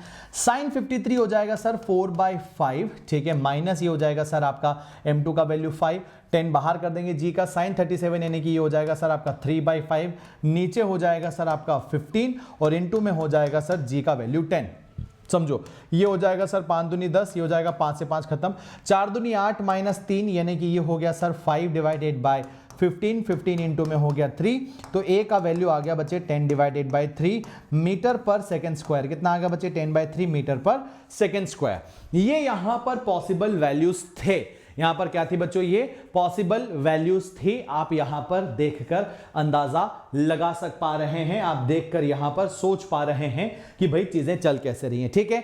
तो depending upon the masses value बच्चों, depending upon the value of the masses, m1 बड़ा है या m2 बड़ा है, आप उस पर जज नहीं कर सकते, आपको जज करना पड़ेगा इन वैल्यूज के बेसिस पर, ठीक है। आपको जज करना पड़ेगा किसकी बेसिस पर बच्चों, साइन 53 और साइन 37 के जज बेसिस पर। लेकिन आप डायग्राम को विजुअलाइज करो, आपको फील हुआ प्रॉपर तरीके से, डायरेक्ट आपको लिखना आया, डायरेक्ट लिखना आया कि नहीं आया, मुझे बस इतना बता दीजिए। क्या करना है, अगर ऐसे नहीं समझ में आए तो टक टक टक टक टक टक करके ऐसे बना लो, है ना। अगर ये एक्सेलरेशन ऐसे नीचे आ रहा है, ये भी नीचे आएगा, एक ही रस्सी है ना, दोनों कनेक्टेड मान लो, ऐसे खिसक कर नीचे आ जाएंगे, खत्म सवाल। बस इतना तो आसान होता है ना। तो बहुत सिंपल चीजें होती हैं बच्चों, बस अगर आपने विजुअलाइज कर लिया तो फिर खेल आसान है, और अगर विजुअलाइज नहीं हुआ तो फिर खेल मुश्किल पड़ जाता है, ठीक है। इसी सवाल में कोई आपसे पूछ ले कि यार ये टेंशन कितना है यहां पर, ये बता दो जरा, है ना, ये टेंशन कितना है ये बता दो जरा, इस रस्सी में टेंशन कितना होगा, तो तुम खुद समझ लो यार, तुम खुद समझ लो। यहां पर जो m1g sin थीटा है, जिसका वैल्यू क्या है सर, 10 इंटू में आप लिखोगे 10 sin 53 यानी कि 4/5 हो जाएगा बॉस, ये 2 हो गया, तो ये हो गया सर आपका 80 न्यूटन। इधर खींचने वाला फोर्स कितना है बच्चों, नीचे 80 न्यूटन। इस वाले ब्लॉक की अगर हम बात करें, रोकने वाला कौन है, केवल टेंशन टी, तो आप बोलोगे sir 80 newton minus tension T is equal to mass उसका है 10, एक्सेलरेशन हो गया 10/3। सीधी सी बात है, 80 माइनस 100 डिवाइडेड बाई 3 करोगे इज इक्वल टू टी करोगे, कितना हो जाएगा बच्चों यहाँ पर 8 × 24 यानी कि 240 माइनस 100/3, तो टी का वैल्यू सॉल्व करने पर आ गया बच्चों 140 डिवाइडेड बाय 3, खत्म सवाल, इतना न्यूटन इज द टेंशन। तो इनिशियली आपको विजुअलाइज करना है प्रॉब्लम को, और जैसे एक बार फील हो जाता है उसके बाद डील कर दो, जैसा कहा जिस तरह से कहा प्रॉब्लम आपके सामने हो जाएगी, ठीक है। क्लियर है बच्चों, यहां तक सबको क्लियर हो गया, किसी को कोई समस्या है, किसी को कोई परेशानी है? हाँ, एक चीज अभी हमने इन ब्लॉक ऑन इंक्लाइन प्लेन पर नहीं इंट्रोड्यूस करी है, वो है फ्रिक्शन। तो अभी हमने फ्रिक्शन को इंट्रोड्यूस इसलिए नहीं किया है क्योंकि फ्रिक्शन हम पढ़ने वाले हैं, हम थर्सडे को पढ़ेंगे फ्रिक्शन बच्चों, ठीक है। कल आपकी और क्लास होगी, वेडनेसडे को आपकी कोई क्लास नहीं है, उस दिन के लिए थोड़ा सा मुझे माफ करिएगा, ठीक है। आई एम गोइंग समवेयर, तो बस एक क्लास में आपसे चाह रहा हूं छुट्टी की, ठीक है, बिकॉज मैं कर नहीं पा रहा हूं यार बच्चों, रिकॉर्डिंग वगैरह के लिए मेरे पास फैसिलिटीज जो हैं, टाइम की फैसिलिटी अवेलेबल नहीं है, ठीक है। सो दैट्स व्हाई मैं रिकॉर्ड नहीं कर रहा हूं। So block on incline wedge clear हुआ, block on incline wedge clear हुआ, किसी को कोई तकलीफ, कोई परेशानी, कोई समस्या, कोई दिक्कत नहीं। चलो अब हम बात करते हैं बच्चों कंस्ट्रेंट मोशन की। किसकी बात करते हैं सर, कंस्ट्रेंट मोशन की। बहुत सिंपल होते हैं कंस्ट्रेंट्स, बहुत आसान होते हैं, बस थोड़ा क्या करना होता है, विजुअलाइज करना होता है। कंस्ट्रेंट का मोशन होता है कनेक्टेड, कंस्ट्रेंट का मोशन होता है बच्चों कनेक्टेड, एक दूसरे के साथ जुड़े हुए हों, ठीक है। जैसे फॉर एन एग्जांपल आप इधर समझिए, जैसे यहां आपने समझा कि सर अगर आपके पास एक ब्लॉक है, ठीक है, ये है ब्लॉक ए, अगर आपके पास एक दूसरा ब्लॉक है, ये है ब्लॉक बी, और अगर आपने इन दोनों ब्लॉक को किसी रस्सी से कनेक्ट किया, ठीक। अब अगर मान लीजिए ये वाला ब्लॉक क्या कर रहा है, v वेलोसिटी से अगर आगे बढ़ रहा है, ठीक है, तो अगर ये स्ट्रिंग कैसा है बच्चों, यहां पर एक कंडीशन आती है बच्चों, है ना, कंस्ट्रेंट में जो हम लेकर चलते हैं, हमेशा ही लेकर चल रहे हैं, स्ट्रिंग कैसा है हमारा, आइडियल है। आइडियल स्ट्रिंग का मतलब कैसा है, आइडियल स्ट्रिंग का मतलब है भाई एक तो मासलेस हो गया और दूसरा यहां पर इनएक्सटेंसिबल हो गया। दूसरा कैसा हो गया बच्चों आपका, इनएक्सटेंसिबल, ये बहुत बड़ा यहां पर जो है इसमें रोल है बच्चों, इनएक्सटेंसिबल, मासलेस है, इनएक्सटेंसिबल है। तो अगर आइडियल स्ट्रिंग आपने लिया है जो कि मासलेस इनएक्सटेंसिबल है, तो हर एक पॉइंट पर क्या होगा बच्चों, हर एक पॉइंट पर यहां क्या होगा, एक्सेलरेशन, यहां पर वेलोसिटी सेम होना चाहिए। इस पॉइंट पर वेलोसिटी v है तो यहां पर भी v होगा, यहां पर भी v होगा, यहां पर भी v होगा, तो ये ब्लॉक ए भी क्या करेगा, कनेक्टेड है ना चूंकि b के साथ, तो v वेलोसिटी से चल जाएगा। अगर B वाला ज्यादा वेलोसिटी से भागेगा और A वाला कम से भागेगा, तो भाई रस्सी खींचना चाहेगी, जो कि अलाउड नहीं है, है ना। देखो सपोज अगर तुमने ये बोला कि सर यहां पर ब्लॉक A है जिस पर वेलोसिटी से v1 है, यहां पर ये रस्सी कनेक्टेड है, और ये वाला ब्लॉक B है और इसका वेलोसिटी v2 है। आपने अगर मान लीजिए कहा कि v2 मोर देन v1 है, यानी कि गिवन टाइम इंटरवल में B ज्यादा चलेगा और A कम चलेगा, तो यहां पर क्या होगी, स्ट्रिंग जो है, स्ट्रिंग क्या है बच्चों, स्ट्रिंग एक्सटेंड करेगी, है ना। स्ट्रिंग क्या हो जाएगी बच्चों, स्ट्रिंग यहां पर एक्सटेंड करेगी, स्ट्रिंग यहां पर लंबी हो जाएगी। नॉट अलाउड, ये तो हम अलाउ ही नहीं करेंगे, ये तो बेईमानी हो जाएगी रस्सी के साथ, है ना, अलाउड नहीं है। फिर आपने ये बोला नहीं चलो ऐसा नहीं, ऐसा कर देते हैं, ये आपका ब्लॉक ए है, इसके पास v1 वेलोसिटी, ये आपका ब्लॉक बी है, इसके पास v2 वेलोसिटी, तो हम क्या बोल रहे हैं, हम बोल रहे हैं कि v1 ज्यादा है v2 से, यानी कि गिवन टाइम इंटरवल में b कम चलेगा, a ज्यादा चलेगा।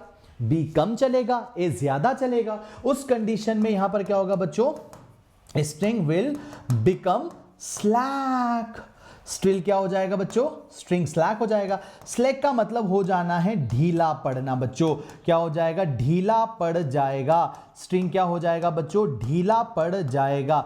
जैसे स्ट्रिंग ढीला पड़ेगा वो भी नॉट अलाउड, स्ट्रिंग का ढीला पड़ना भी नॉट अलाउड बच्चों। हमेशा स्ट्रिंग टॉन्ट रहनी चाहिए, अलाउड नहीं है कि रस्सी ढीली पड़ जाए, ठीक है, राइट। तो यहां पर ये तीन अलग अलग केसेस के जरिए आपको समझ में आ गया कि अगर दो ब्लॉक्स आपस में एक रस्सी के साथ अगर कनेक्टेड हैं तो पहला जितनी वेलोसिटी से चल रहा है, यानी कि रस्सी की जो वेलोसिटी है अलोंग द स्ट्रिंग, वो दोनों ब्लॉक की सेम होनी चाहिए बच्चों। ये यहां पर इसका कॉन्सेप्ट है। इसी को हम थोड़े से सवालों के जरिए समझ लेते हैं। जितने न्यूमेरिकल करेंगे उतनी ज्यादा अंडरस्टैंडिंग होगी बच्चों, उतना ही बेहतर तरीके से ये क्लियरली विजुअलाइज होगा। फॉर एन एग्जांपल, जैसे किसी ने आपसे कहा, यहां पर एक सवाल हम ये बना लेते हैं बच्चों।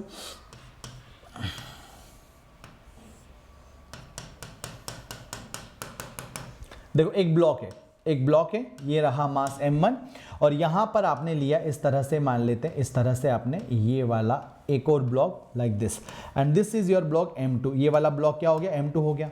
अब बच्चों ये वाला जो है ना, ये वाला अगर मान लीजिए v वेलोसिटी से नीचे जा रहा है, तो पूछा है कि अगर मान लीजिए v2 is equal to v है तो v1 इज इक्वल टू कितना होगा। मतलब बच्चों जैसा सवाल है, डायरेक्ट आंसर आ गया v। कैसे, अरे भाई बहुत सिंपल है, इसका अगर वेलोसिटी v है, इसका भी वेलोसिटी v होना चाहिए, इसका भी v होना चाहिए, इसका भी v होना चाहिए, इसका भी v, इसका भी v। एक ही रस्सी है ना, एक ही रस्सी है, और रस्सी यहां पर क्या नहीं हो सकती, रस्सी का एक्सटेंसिबल होना अलाउड नहीं है। तो जितना वेलोसिटी इसका नीचे की तरफ होगा उतना ही वेलोसिटी इसका भी राइट साइड होगा। बस ये है बात बच्चों यहां पर। तो स्पीड का मैग्नीट्यूड सेम होगा, वेलोसिटी की अगर हम बात करें तो अलग अलग होगी, क्योंकि वेलोसिटी एक वेक्टर क्वांटिटी है। मैग्नीट्यूड अगर सेम है, डायरेक्शन यहां पर अलग अलग हो सकता है बच्चों, डायरेक्शन यहां पर अलग अलग हो सकता है। अब आगे बढ़ते हैं, एक और चीज, इतना अगर क्लियर हो गया, अगर ये विजुअलाइज हो गया, तो इसी के साथ साथ आप एक और क्वेश्चन यहां पर बना सकते हैं। इधर आकर देखिए जरा क्या बनेगा बच्चों, यहां देख लेते हैं एक और एग्जांपल, देख लेते हैं। बहुत बढ़िया। तो अभी क्या समझ आता है, अभी समझ ये आता है सर कि अगर मान लीजिए हमारे पास इस तरह का कोई बीड हो, ठीक है, अगर हमारे पास क्या हो, कोई इस तरह का बीड हो, या फिर हम ऐसे ले लेते हैं सर कि हाँ, लेट अस सपोज दैट इस तरह का सिचुएशन हम लिए, ठीक है, यहाँ पर हमारे पास एक ब्लॉक है, यहाँ पर हमारे पास एक ब्लॉक है, ठीक है, विच इज़ कनेक्टेड वाया, है ना, which is connected via pulley like this, ठीक है, which is connected via pulley like this. Everybody, pulley के ज़रिए कुछ कनेक्टेड यहाँ पर फील हो रहा है, पुली के ज़रिए कुछ कनेक्शन यहाँ पर आपको फील हो रहा होगा, ठीक है, आप उसे एक्सपीरियंस कर सकते हैं। Let's have a look over here. ये यहाँ पर आपका जो पुली है, पुली कुछ ऐसा दिखेगा, और यहाँ पर आपने फिर से एक ब्लॉक रख दिया ऐसा, ठीक है। अब अगर मान लीजिए ये ब्लॉक कहाँ जा रहा है बच्चों, 10 मीटर पर सेकेंड से, 10 मीटर पर सेकेंड से अगर ये इधर जा रहा है, ठीक है, 10 मीटर पर सेकेंड से अगर ये इधर जा रहा है, कांस्टेंट वेलोसिटी अगर है, तो ऑब्वियस बात है, देखो फिर से देखो आप, एक ही रस्सी से कनेक्टेड है बच्चों, एक ही स्ट्रिंग से कनेक्टेड है, दिस सिंगल स्ट्रिंग। तो ये वाला पॉइंट, ये वाला पॉइंट, ये वाला पॉइंट, ये वाला पॉइंट, ये वाला पॉइंट, ये वाला पॉइंट, ये वाला पॉइंट और ये वाला पॉइंट, ये सारे के सारे सेम वेलोसिटी से आगे बढ़ेंगे। यानी कि इस ब्लॉक का भी जो है वेलोसिटी क्या हो जाएगा बच्चों, 10 मीटर पर सेकेंड ऊपर की तरफ हो जाएगा। डायरेक्ट आंसर, ठीक है, क्लियर है बच्चों। अगर ये 10 से राइट साइड जा रहा है तो ये 10 से ऊपर की तरफ आगे बढ़ेगा। ये भी आपको यहां पर क्लियरली विजुअलाइज हो जाता है। और कराते हैं थोड़े से सवाल ऐसे, मतलब यहां पर आपको बस केवल समझना है चीजों को कि चल क्या रहा है, उसके बाद तो आप एकदम जो है कील कर देंगे सारी की सारी चीजों को, ठीक है। चलो अब यहां पर क्या किया भाई, यहां पर एक पुली लगाई, ठीक है, यहां पर एक पुली लगाई, पुली से इधर 37 डिग्री के एंगल पर, पुली से इधर 37 डिग्री के एंगल पर, सुनिएगा ध्यान से, ठीक है, एक ब्लॉक हम बांधे हुए हैं, एक ब्लॉक हम बांधे हुए हैं at an angle of 37 degree, और ये जो ब्लॉक है बच्चों, ये जो ब्लॉक है ये जा रहा है 10 मीटर पर सेकंड से इस तरफ, 10 मीटर पर सेकंड से इस तरफ, लाइक दिस, ठीक है।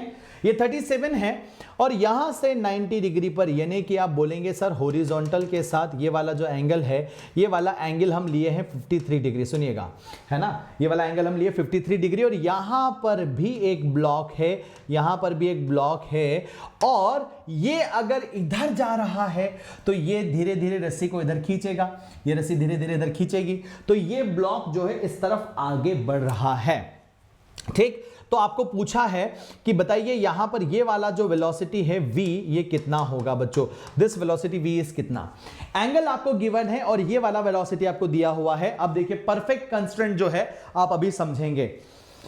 एक चीज जो आपको हमेशा से सिखाई जा रही है वो ये कि जो आपका स्ट्रिंग है वो इनएक्सटेंसिबल है, रस्सी आपका ढीला नहीं हो सकता, रस्सी आपका खींच नहीं सकता। इन दो बातों को समझते हुए, इन दो बातों को ध्यान रखते हुए आपको आगे बढ़ना है और सवालों को किल करना है, ठीक।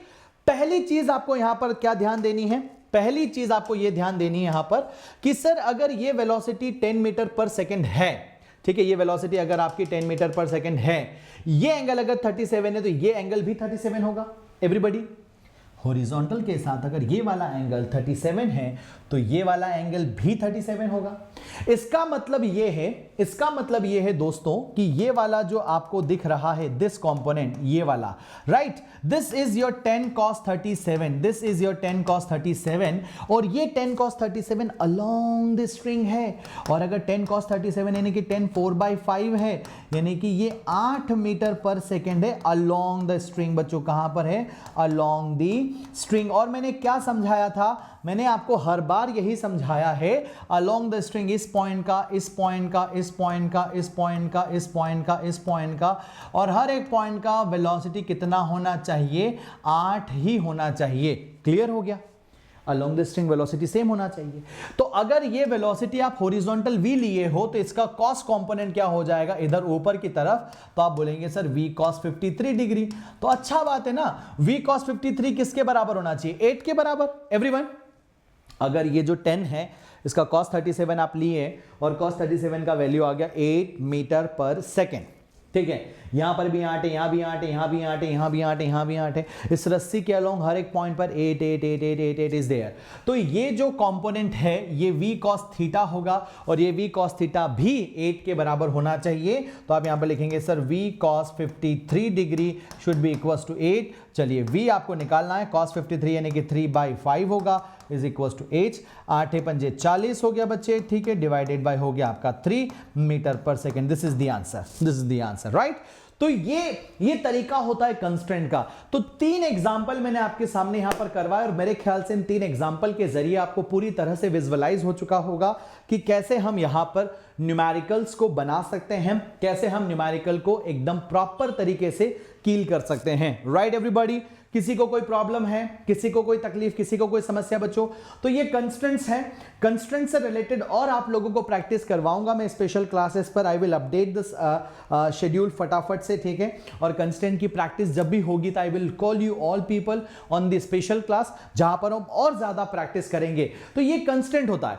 अब अलग अलग टाइप ऑफ द कंस्ट्रेंट्स और होते हैं बच्चों, और कैसे सवाल आते हैं कंस्ट्रेंट्स के, तो कई बार ना ऐसे सवाल आ जाते हैं, ध्यान से सुनिएगा, कई बार सवाल ऐसे आ जाते हैं, जैसे एक एग्जांपल हमने ये बनाया।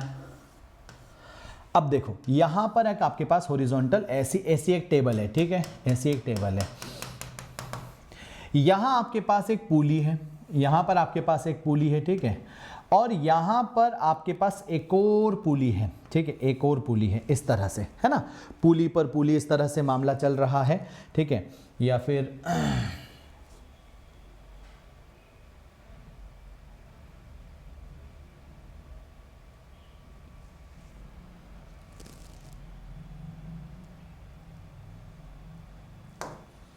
इस पुली को हटाते हैं, है ना, इस पुली को हटाते हैं।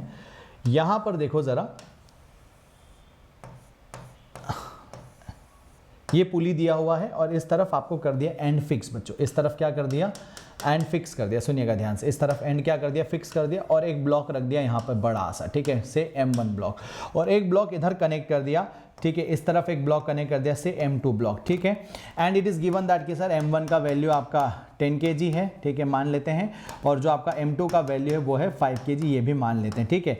आपसे पूछा एक्सेलरेशन ऑफ द ब्लॉक्स क्या होगा बच्चों, क्वेश्चन क्या है, क्वेश्चन ये है एक्सेलरेशन ऑफ द ब्लॉक्स क्या होगा, अगर इसका एक्सेलरेशन A2 है और अगर इसका एक्सेलरेशन A1 है, क्या ये वैल्यूज सेम होगी या ये वैल्यूज अलग अलग होगी। सुनिएगा, क्या ये वैल्यू सेम होगी या ये वैल्यूज अलग अलग होंगी, है ना। तो एक थ्योरम यहां पर एक्ट करती है बच्चों, जिसको हम कहते हैं वर्चुअल वर्क थ्योरम।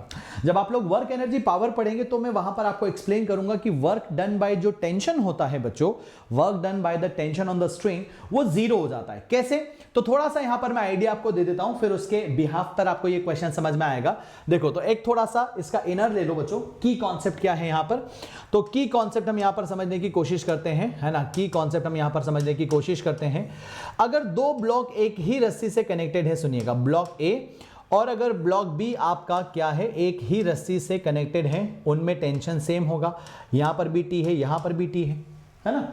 अब अगर ये सिस्टम मान लीजिए क्या कर रहा है, अगर ये सिस्टम आपका जो है इस तरफ खिसक रहा है बाय वैल्यू x, ये भी खिसक रहा है बाय वैल्यू x, ठीक है, तो ये ऑब्वियस बात है, एक ही सिस्टम है, कनेक्टेड है, तो ये अगर x खिसकेगा तो ये भी x खिसकेगा। अब तुम समझो, ब्लॉक बी पर जो टेंशन है वो डिस्प्लेसमेंट से ऑपोजिट है, और ब्लॉक ए पर जो टेंशन है वो डिस्प्लेसमेंट की डायरेक्शन में है ना। ब्लॉक बी पर जो टेंशन है वो डिस्प्लेसमेंट से ऑपोजिट है, और ब्लॉक ए पर जो टेंशन है वो डिस्प्लेसमेंट की डायरेक्शन में है। इसका मतलब ये है कि जब तुम यहां पर सोच रहे हो चीजों को, है ना, समझने की कोशिश कर रहे हो, तो आपको एक बात यहां पर विजुअलाइज होगी कि सर वर्क डन, ठीक है, बाय टेंशन ऑन बी, अगर आप चेक करोगे तो फोर्स और डिस्प्लेसमेंट ऑपोजिट इसलिए हो जाएगा माइनस टी डॉट एक्स। बच्चों, फोर्स और डिस्प्लेसमेंट अगर ऑपोजिट डायरेक्शन में होता है तो वर्क डन जीरो होता है। सिमिलर टू दैट, अगर आप work done by tension on, अगर आप ए की बात करोगे तो बच्चों ए पर लगने वाला फोर्स भी राइट साइड और डिस्प्लेसमेंट भी राइट साइड, तो ये हो जाएगा सर यहां पर आपका टी प्लस एक्स, ठीक है। अब अगर आप टोटल वर्क डन की बात करेंगे, डब्ल्यू नेट की अगर आप बात करेंगे, वो हो जाएगा जीरो। डब्ल्यू नेट क्या हो जाएगा, जीरो, यानी कि summation of T dot X is equal to क्या हो गया बच्चों, zero. Summation of T dot X is equal to क्या हो गया, जीरो। दैट मीन्स सर हम ऐसा लिखेंगे कि T1x1 is equal to T2x2, क्या हम ऐसा लिख सकते हैं, can we write like this बच्चों, T1x1 is equal to T2x2, हाँ बिल्कुल लिख सकते हैं। यानी कि जहां पर टेंशन डबल होगा डिस्प्लेसमेंट हाफ होगा, जहां डिस्प्लेसमेंट डबल होगा वहां टेंशन हाफ होगा, आप ऐसा कह सकते हो। तो तुम यहां आ जाओ, इस सवाल को डायरेक्ट करते हैं, ठीक है, इस सवाल को डायरेक्ट करते हैं। अच्छा, डिस्प्लेसमेंट का चेंज क्या होगा बच्चों, rate of change of displacement is velocity, और rate of change of velocity is आपका एक्सेलरेशन। तो जैसे T dot X is equal to zero है बच्चों, summation of T dot X is equal to zero है, सिमिलर टू दैट हम यहां पर लिख सकते हैं, similarly we can say summation of T dot A is also equal to zero, और summation of T dot we is also equal to zero, है कि नहीं, right. Summation of T dot A भी जीरो हो जाएगा, summation of T dot V भी zero हो सकता है। अब पहचानो, ये वाली रस्सी तो पूरी की पूरी अकेली है, एक ही है बच्चों, this string is single one. तो यहां पर आप बोलोगे सर इसमें टेंशन टी है, यहां पर भी टेंशन टी है, यहां पर भी टेंशन टी है, और इस वाले में अगर आप देखोगे तो टेंशन अलग होगा, जिसको आपने T1 कहा। इस वाली पुली का फ्री बॉडी डायग्राम अगर आप बनाते हो तो यू कैन से दैट कि सर टेंशन T1 का वैल्यू 2T होगा, खत्म बात। टेंशन T1 का वैल्यू कितना होगा बच्चों, 2T होगा। अरे देख लो यार, ये भी T ऊपर है, ये भी T ऊपर, ये T1 नीचे है। तो अब आपको ये समझ आ रहा है, कि अगर ये T1 नीचे है, ये T और ये T अगर ऊपर है, दोनों 2T हो गया। अब एक बात समझो, क्या कहा था कि T1x1 is equal to T2x2, या फिर आप ऐसा लिख सकते हैं सर कि T1a1 is equal to T2a2। अब देखो जरा, T1 कितना है भाई, तो इसको मान लेते हैं sir T1 is equal to T, और इसको T2 बोल देते हैं यार, इसको T2 बोल देते हैं, T2 इज इक्वल टू कितना हो गया, 2T। तो आप T1 इज इक्वल टू लिखोगे T, A1 एक्सेलरेशन पता नहीं है, यहां पर T2 इज इक्वल टू क्या लिखोगे, तो लिखोगे sir T2 is equal to लिखोगे 2T, और यहां पर आपको A2 पता नहीं है, तो A2 को क्या लिखोगे सर, A2 को लिख दोगे यहां पर आपका A2। टी से टी खत्म किया, रिश्ता क्या आ गया बच्चों, a1 divided by a2 is equal to 2:1। This is the relation. यही तो आपको पूछा था, what is the relation between a1 and a2। है ना सिंपल, है ना सिंपल। अब ये था एक तरीका जिसमें आप देखिए कि कितना गुना यहां पर टेंशन का वैल्यू है, अकॉर्डिंग टू दैट आप किल कर दीजिए। एक तरीका इसी का मेथड नंबर 2 भी सिखा देते हैं, वो भी कहीं काम आ जाए आपको, वो भी कहीं काम आ जाए आपको बच्चों। तो मेथड नंबर 2 जो यहां पर आप देखेंगे, मेथड नंबर 2 जो आप यहां पर देखेंगे, सेम सवाल में क्वेश्चन आपके पास ऐसा था, यहां पर आपके पास ब्लॉक था बच्चे, ब्लॉक ए, ठीक है, ब्लॉक ए, और ब्लॉक ए जो है वो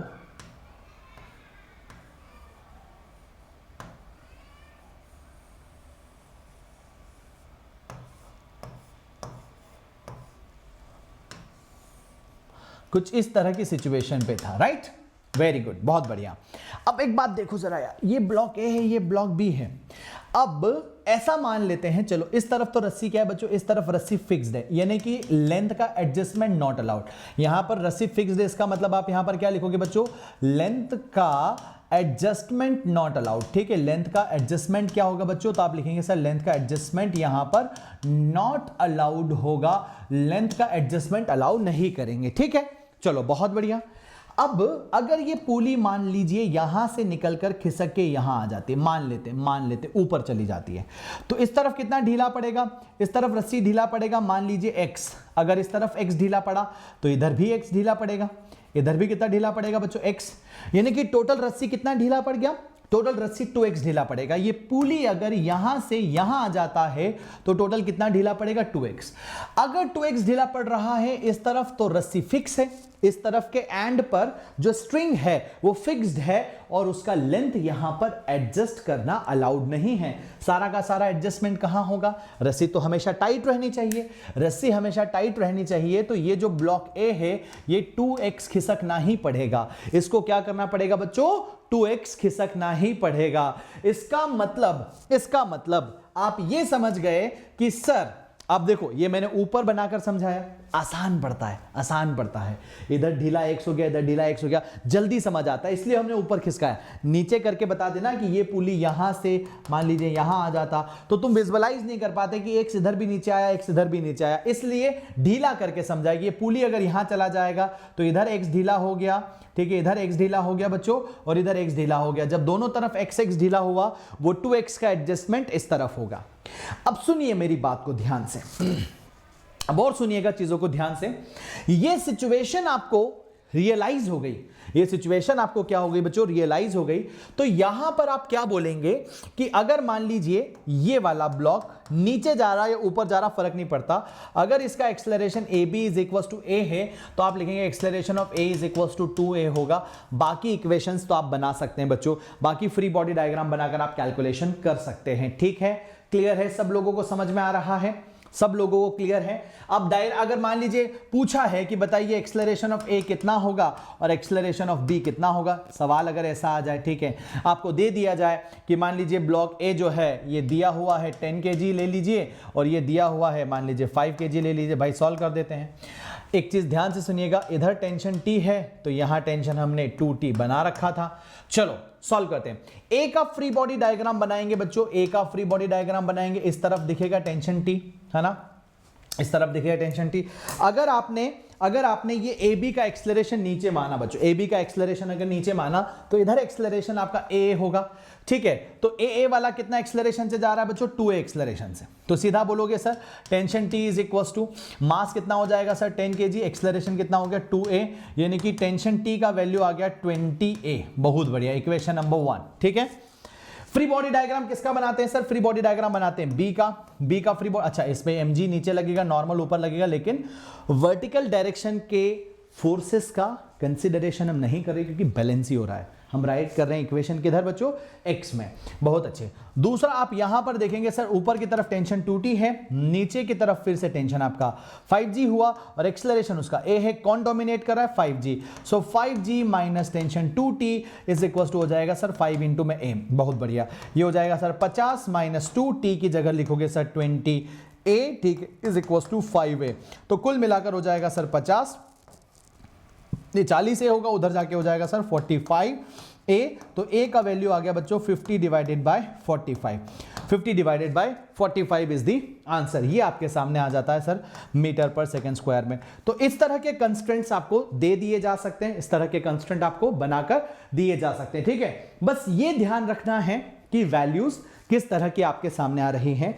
मेडिकल की अगर हम बात करें बच्चों, सिंपल कंस्ट्रेंट्स आएंगे, बहुत ज्यादा टफ कंस्ट्रेंट्स आपको पूछने से रहा, ठीक। तो क्या करता है, कई बार सवाल ऐसा आ जाता है। अब एक और अच्छा वाला सवाल थोड़ा सा मैं बना देता हूं, याद आ रहा है मुझे।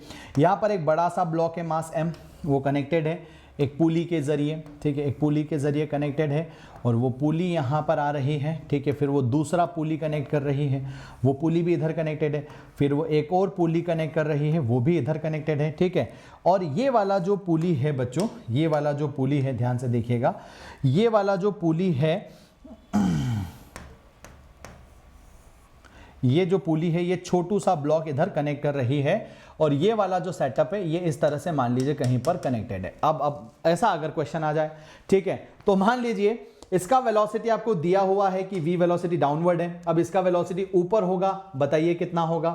v1 नहीं पता, बताइए v1 का वैल्यू क्या होगा। सिंपल सा सवाल है, सिंपल सा सवाल है। अब आपको यह देखना है कि साहब अगर इस रस्सी में टेंशन T हुआ तो यहां पर भी टेंशन T होगा, यहां T, तो यहां टेंशन 2T होगा।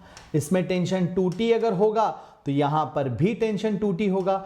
सेम रस्सी सेम टेंशन, सेम रस्सी सेम टेंशन, इसमें 2T इसमें 2T, तो यहां पर 4T होगा, यहां पर 4T होगा, यहां 4T होगा, तो यहां पर भी 4T ही होगा। तो इस वाले ब्लॉक पर 2T plus T, 3T plus 4T, 7T upward है, और इसमें केवल T है बेचारा। तो आप लिखोगे sir T1 into V1 is equal to, लिखोगे sir T2 into V2, velocity के रिलेशन निकालने हैं। T1 कितना है सर, अगर मान लीजिए सर ये यहां पर T1 है, तो T1 आप लिखेंगे सर 7 टाइम्स ऑफ बच्चों क्या लिखेंगे, आप लिखेंगे sir 7 times of T into में V1, और T2 का वैल्यू आप ये ले लीजिए, इसको आप बोल दीजिए T2, और इस वेलोसिटी को बोल दीजिए V2 is equal to V। तो T2 का वैल्यू हो गया बच्चों T, और V2 का वैल्यू हो गया यहां पर V। T से T कैंसिल आउट किए तो V1 का वैल्यू कितना आ गया, V डिवाइडेड बाय 7। सिंपल सा आंसर है, बहुत प्यारे से तरीके से बनाया जा सकता है, ठीक है। तो ये सारे के सारे कंस्ट्रेंट्स थे, कंस्ट्रेंट्स से रिलेटेड बातचीत थी बच्चों।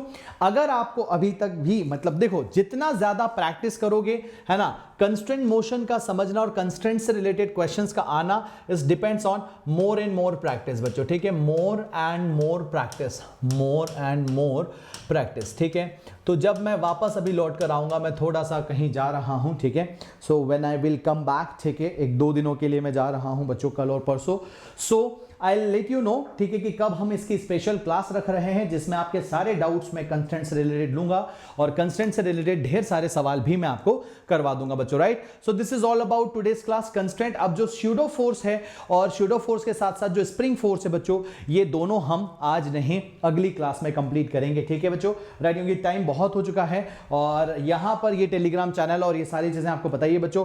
अर्ली राइज बैच हमारा अभी रिसेंटली हमने स्टार्ट किया है प्लस पर, और उसके साथ साथ और भी कई सारी बैचेस जो हैं चल रही हैं अनअकैडमी के प्लस प्लेटफॉर्म पर। तो you can come up and you can experience the quality education बच्चों। 1 ईयर का 2 ईयर का प्रोग्राम आपके सामने है। कोड अगर आप यूज करेंगे तो इस कोड को यूज करने से आपको 10% ऑफ मिल जाएगा। तो बच्चों आप क्वालिटी कंटेंट को एक्सेस कर पा रहे हैं, राइट, दिस इज द मकसद, ठीक है। प्लेटफॉर्म मैटर नहीं करता है। तो अनअकैडमी का सब्सक्रिप्शन आपने ले लिया है या नहीं लिया है, अगर आप प्लान कर रहे हो तो फरवरी के मंथ में प्लान कर लेना बच्चों, क्योंकि उसके बाद ये थोड़ा सा और कॉस्टली होने जा रहा है। चैनल को अगर अभी तक आपने सब्सक्राइब नहीं किया तो सब्सक्राइब कर देना, hit the bell icon also, और नोट्स आपको मिल जाएंगे। अब बचे हैं बस न्यूटन्स लॉज ऑफ मोशन में 2 चीजें, स्यूडो फोर्स बचा है, स्प्रिंग फोर्स बचा है। ये मैं कंप्लीट करवाऊंगा आपको अगली कक्षा में, ठीक है। अब जो कुछ भी आज पढ़ाया है इसकी प्रैक्टिस के लिए I will call you on special class, ठीक है, और उसमें हम कंप्लीट कर लेंगे। Till then bye bye, take care, love you all the very best. अपना ध्यान रखना, इसी तरह से आगे बढ़ते रहना, पढ़ते रहना, और हमेशा की तरह मचाते रहना। Take care.